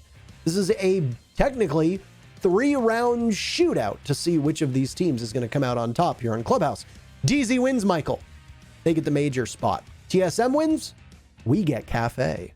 We'll find out which one it's going to be in just a moment. DZ starting their defense off on Cash. So the attack will be bringing a pretty standard lineup. There is no Buck. Instead, they're bringing the Sledge, likely for more explosives. Maverick will be able to trick the wall. Thermite's going to probably open up some other things, whether it be the garage or the workshop. Mosey's been a big advantage for both teams when she's brought. Goyo 6-picked into a mute. That's a big change there. I wonder what the mute is going to suggest. Defenders, protect your bombs from being defused by attackers. Probably an extended roam of some sort. I would think the mute would be present on a basement defense, and I would expect them to try and hide the mute on the basement defense. But why on the Cash defense? I'm wondering where those jammers are going to go. Are they just going to be on the walls, or will there be something more interesting happening here? We'll find out. Obviously the walls, yeah, but he's got 4 of them, so he can place them in many different places. We did see some good use of the mute last time DZ was on Cash. It actually managed to save the wall that Mint is reinforcing right now, or rather just finished reinforcing. So maybe that's what's going to happen here again. And yeah, some pretty standard well, okay, there's 2 of them there. Somewhat standard mute jammers coming out here from Mint. One for the window there, one for the wall. I think that actually could be big for DZ, but there is a Thatcher in play, so they do have a kind of counter, in a manner of speaking. One thing to note is that Ace isn't here. The curiosity that I have is that if an EMP gets thrown at the wall, will it be far enough to blow up both of them, or maybe just one? That's the question, maybe the one by right? the window. Whether it'll, yeah, that is what I am most curious for. Hyper is literally lying on top of it, so maybe if they drone it, they'll think there's only one. I don't. Well, I'm trying to figure out what kind of game is being played. It's only temporary. The mute jammer is to try and save the wall, right? And the EMP disables it. Right. But the thing to consider is that, well, since there's no Ace in play for some reason, there's no ranged hard destruction, so it's not something that DZ even needs to worry about. They've managed to open up that wall, and if the previous attack on Cash from TSM is any indicator, you're going to see Bolo go on to repel and watch the opening. He's positioned over by Stock right now, and while there is one Claymore on the board from Chala, it is likely gone over by the garage door. That would be my guess, just to prevent that run out, and yeah, there it is, given away by its shadow on the door. The last time that DZ defended here, it was Eclipse's one-man army of his heroics on the top of the catwalk to watch as he got pressured from down by bikes and then by the main door. If he continues that level of play and can replicate that success, then the rest of DZ are going to be in good shape. TSM, meanwhile, have circled the wagons and are now over by construction. And they're going to drone on into Cash, whereas Hot and Cold is a couple preemptive shots into that construction portion of the map. Hot and Cold is in a really tricky spot here. It's not easy to stay alive in this position, and he's trying to impact trick, but that exothermic is placed low, and the nade will land. The wall gets opened up as a result as soon as they deal with, I believe, what appears to be a mute jammer. That's the only reason I can explain why they haven't detonated it. No, mute jammer gone. They're just waiting, or no? Oh, they must have destroyed themselves on accident? Yeah, it seems that way. Geo will go for attempt number 2. Hot and Cold might even make it out alive thanks to the gas canister. Meanwhile, downstairs, Chala's certainly going to get Mint, but he actually gets a call from his teammate. The camera is still alive, and Chala will retreat, leaving Mint downstairs. The kills are coming out here for TSM, and they'll get 2 on the site. Hot and Cold did make it to the top of red, but he did also die to a nade eventually. So, as much as he crawled, he couldn't get away.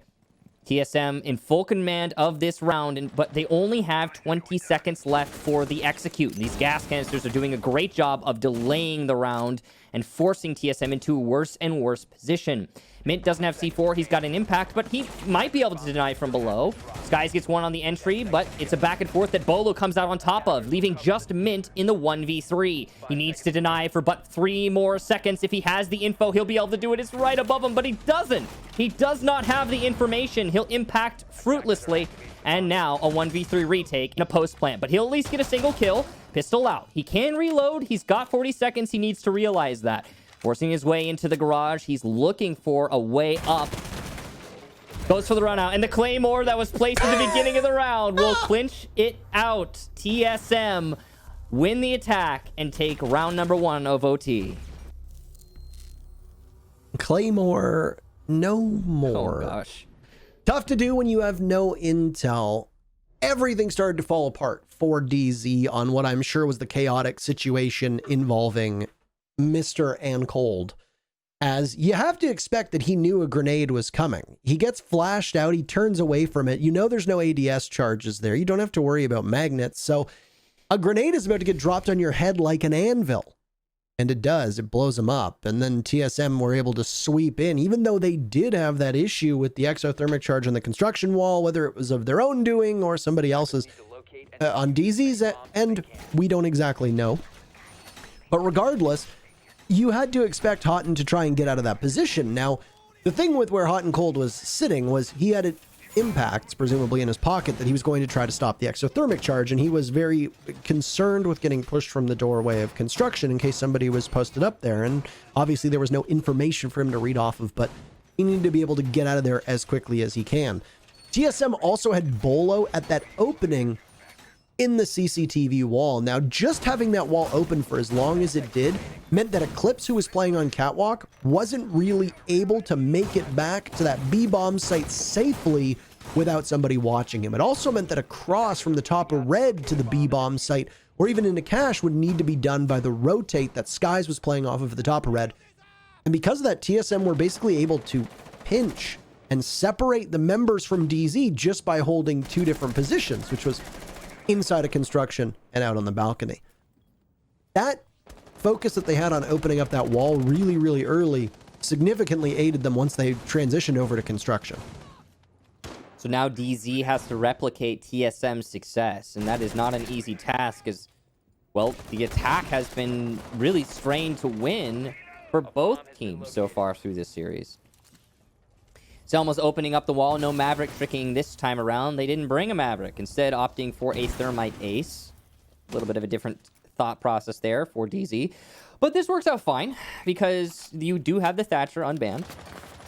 He can facilitate a Thermite, Exothermic, and an Ace Selma. You can see that DZ is going to want to take into Workshop and go for a pinch strategy. Their goal is to get a 2-pronged assault off, and well, they're probably going to be able to get that. Chief is looking to delay it, though, from the main stairs. Drop will open up above, but it shouldn't really put too much pressure on Chief since it's above the pool table. And really, DZ just trying to be thorough in the droning. A Chief actually falls all the way back. That's probably the right call. Bolster your defenses near the site. Allow for downstairs presence. And who knows? Maybe you can deny the plant from below when it comes to the dying seconds of the round.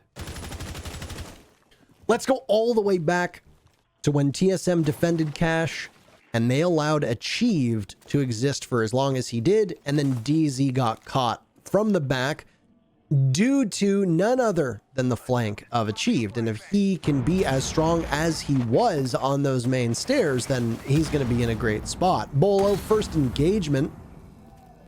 I think they managed to impact that exothermic charge, by the way.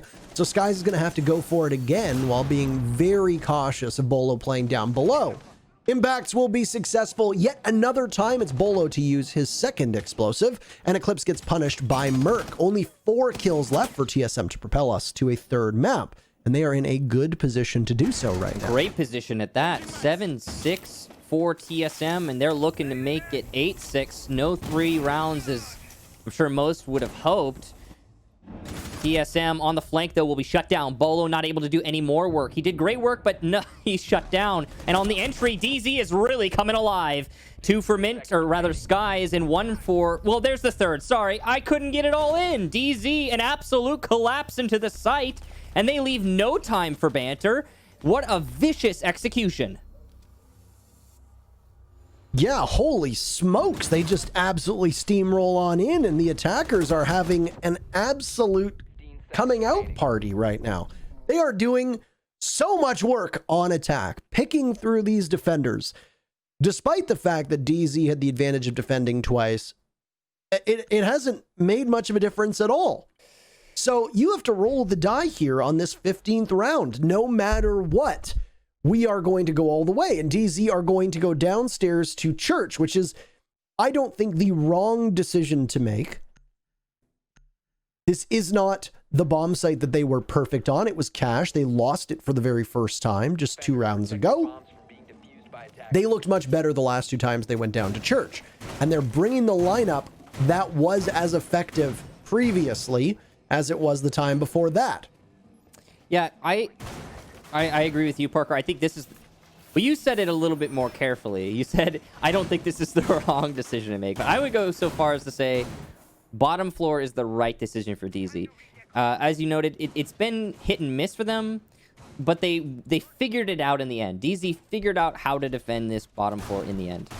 One thing to note here is that they aren't bringing the mute, which suggests that they will not be using the extended roam that was so successful the last time they used it.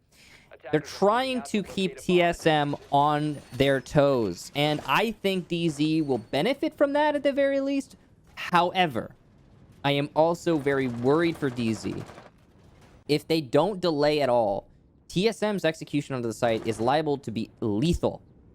They typically are just that when they've got everything going their way. So TSM, if allowed freedom of reign on the top 2 floors, should take this one, to be honest.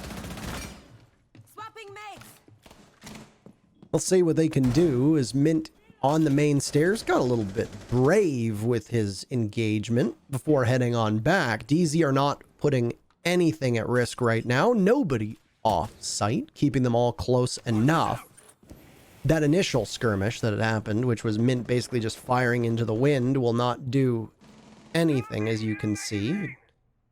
Maverick work also being done as Chala will hold blue to see if anybody chooses to push up. Hyper could have been picked off, by the way, as Chala goes onto a drone. Yeah, very risky. Now TSM come for this blue hatch. See what they can do here. In setting up for the execution to blue, it's likely to be a double-pronged assault between blue and kitchen, which is typical, but it could also be blue and moto, which is also opened up. Hyper falls off as soon as there's no chance to get the kill. He's got the mirror window to hold blue, so he doesn't have to take the risk, but he takes the risk anyway, and all shots missed from Merc. Oh, no!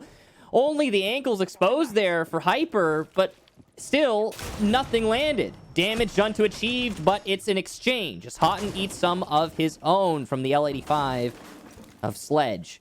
DZ and TSM not letting each other take a single step without some pressure applied. Still C4 in hand here for Eclipse, and he's going to be able to potentially get a big kill into Kitchen if he plays his cards right. Nade used to clear out the Malusi, and that could be big for TSM as they clear into dirt. Mint knows he's getting pressured by Elbow, and there goes one of the Goyo shields to do a bit of damage to Merc. He's got no nades remaining, but he's going to continue to hold this angle. Whether or not the Banshee is gone is going to remain to be seen, as it's giving a small massage. But if Mint looks the wrong way, this is a fight that he can't lose. Down goes Achieved as DZ will start things off. Hot and Cold is inside of Escape as well. One for Mint and Eclipse. It's Hot and Cold down, but now Eclipse will join him. So all of a sudden, TSM finds themselves in a 2v2. It's Geo versus Bolo, but there he goes. He sprints on in. Skies wins it at the last second. Welcome to SI and welcome to the Major. DZ close it out as it's a great performance from all 5 members. They take it 2-0 over TSM. What an amazing performance for both teams. Geo, we didn't see it, but 3 kills as we came close to the end of that round. And wow, it seemed like, okay, DZ's gonna lock this out. They've got everything going for them. Suddenly, Geo comes onto the scene with his 3 kills, and maybe TSM's gonna take it. We get a map number 3. Then Skies just so happens to be at the perfect place at the perfect time, all the way by main stairs where no one expected him. Lands the shot onto Bolo, and we get our 2-0. So that means TSM will play against SSG in the last chance match of the winner bracket later down the line. That is going to be insanity. SSG versus TSM. One of those 2 teams will have to fight through the qualifiers. Absolutely nuts, Absolutely. Michael. Well, I guess that's it for us. It's been a banger of a couple maps, and we'll go ahead and toss it on to some other fellows and one lady who's going to have some, I'm sure, very interesting opinions on this one. Aw, Kix and Taro, Mel, thank you so much for your wonderful casting. Have a great evening. And yeah, DZ and 2. Oh my goodness, what a battle here. Overtime, winning 8-7. All right, Veli, Jesse, let's roll through these highlights. I'm kind of in shock right now. That was just wild. Just talking about a shot. Look at that 2K by Charlie to close it out. I want to talk about that later on, but this was such a seesaw battle back and forth. You never really knew, Jesse, what direction this game was going. I'm going to be completely honest, Jesse. I thought TSM, they were going to run away with it. But big plays coming up from players like Hyper right there, TSM going off. It came down to the very last second in the fury of kills, and DarkZero, they come out with a 2-0. Yeah, that was an electric final round. I mean, down to the wire, of course. And this is more the type of map that I was expecting to see and wanted to see from these two teams. You know, map 1, I think, was particularly at the start and during that long stretch where DarkZero got like 6 rounds out of 7. It was a little bit more lopsided than I would have wanted, but here on Clubhouse, we really saw the best of both teams. And it had highlight plays, it had a multitude of strategies, it had everything you want in a Rainbow Six match, and really did enjoy this game between TSM and DarkZero. I'm going to be completely honest, Jesse. Like, even with the rehost, I thought the gameplay was going to slow down. This finisher right here, I wasn't ready for. I didn't expect both teams to just come out the gate swinging after that rehost, but it was like they never left off. They were just on point, Jackie.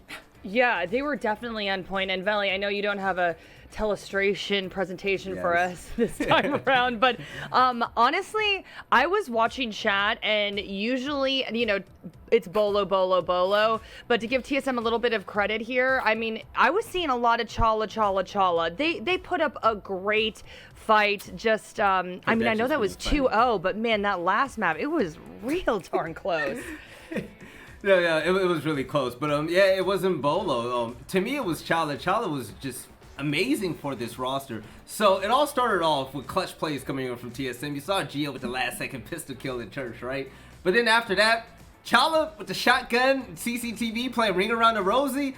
Woo! After the first shot on the last guy, I was like, okay, Chala's cut. There's no way. He has low ammo. He's not going to finish this. But no, Chala, as I said before the game started, he's the clutch god. But it's not just that. It was round, I believe, sorry, my notes are right here, round number 11, where they were in gym bedroom. Chala getting the 3K. Insane. 14 kills, 11 deaths. Chala isn't in a row to get those many kills, but it just shows what type of impact he has on rounds. Kix and Parker, they talk a lot about impact kills, right? Now, at the end of rounds, we see players get 3 kills. They die. Yeah, it looks good on their stat line. Every kill that Chala gets counts, and that's why he's just so important to me for TSM. Yeah, and Jesse, let's bring it back to DarkZero here. You know, they did start off a little bit slow, but man, they did turn around their attack, and were obviously consistent through here to be able to pull off this crazy win in 2-0. Talk to me about this amazing fight that we saw from them. Yeah, I mean, for DarkZero, I really want to contrast this clubhouse that we just saw versus the clubhouse we saw last week against E United. You know, and I think the big key moment was when they did start to turn this around, because it started off really bad. They were down 4-0 at the beginning of this matchup. And we saw against E United, their attacks were really just crumbling. They didn't have that awareness, the whole macro strategy. They didn't really have it in their minds. They didn't know where they were at in terms of the stages of the attack. And it looked like that again when we came into these first 4 rounds against TSM. They were getting rolled over a lot of the times, particularly that gym attack all the way back in round number 3.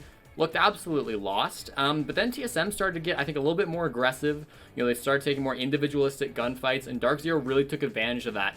And I'm not sure what happened in terms of the comms or in terms of their mindset between round 4 and 5, but they really picked it up and turned it around. And it wasn't smooth sailing 100% from there, but they closed out the map in the end, and ultimately that's all that matters. Jackie, I know you're probably going to have an interview soon, so I'm going to make this quick. There was one play that really highlighted DarkZero to me, and it was when Gio was hiding in bathroom with Visual, and it was Skies that drone past me, misdroned him. And we were all like, oh my god, Gio is going to get loose. Again, it's going to happen again. But what Skies did, he backed around with the drone and he double droned the area. He double checked before he got off and, you know, went along his day.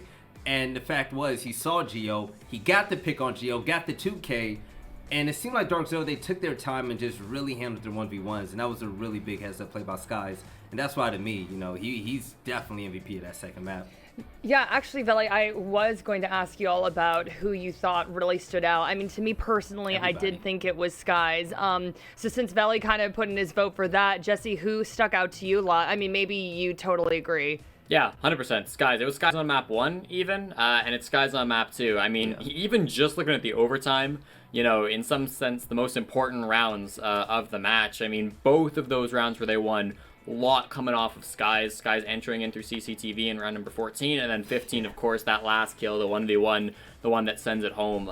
Really impressive stuff. You know, he was clutching all the way back in the first half of Consulate as well. So I thought Skies has had a fantastic match so far. High impact kills all throughout the day, and it's exactly what you like to see. You know, there's something I want to say, Jackie, and this is the reason why I usually pick an MVP, but I couldn't do it this time around because I can't just give it to Skies. With them being down by so much, the whole team had to make plays in order to go round by round to claw it out. If it wasn't for Eclipse getting the 2K on Raptors, if it's not for Hyper clutching out the 1v1s and just, you know, making magic happen, if it wasn't for Skies, Mint going off, this team loses this map. So this isn't an individual effort to me. It's everyone seriously coming together. Like, I know it sounds corny, but it's legit. You know, they lose one of those rounds because one player doesn't step up. Map is lost. We're on map 3 right now, and TSM has a legit chance to win it. So I'm happy that they all played well together to get that victory. Yeah, and actually, we just found out that BC is on deck. So, BC, tell me, how are you feeling, man? You all have earned a top 3 spot in the U.S. division, qualifying for the major, locking in enough points to guarantee a spot at the Invitational. I mean, this must feel amazing. Describe your emotions for me right now. I mean, it does feel amazing, Jackie, but it's something that we expect. So it's more so like relief, I think, at the moment. It's a really tight game too. Map 3 could have been a toss-up, so I'm really glad we were able to close it out then. Yeah, I'm sure relief is kind of a good word for all of this. I know that there have been some doubters, and part of stage 2 was a little bit rocky for your team. Can you tell me how you all kind of got your groove back? Because you all looked very sharp today. Yeah, well, I think one thing with phase 1 of the stage was more so getting a little bit flustered and not being in sync on attacks and late rounds on defenses.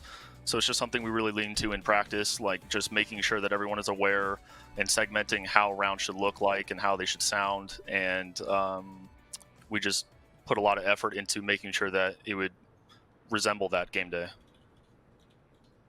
And I mean, without question, TSM is a strong opponent. They definitely put up a good fight against y'all.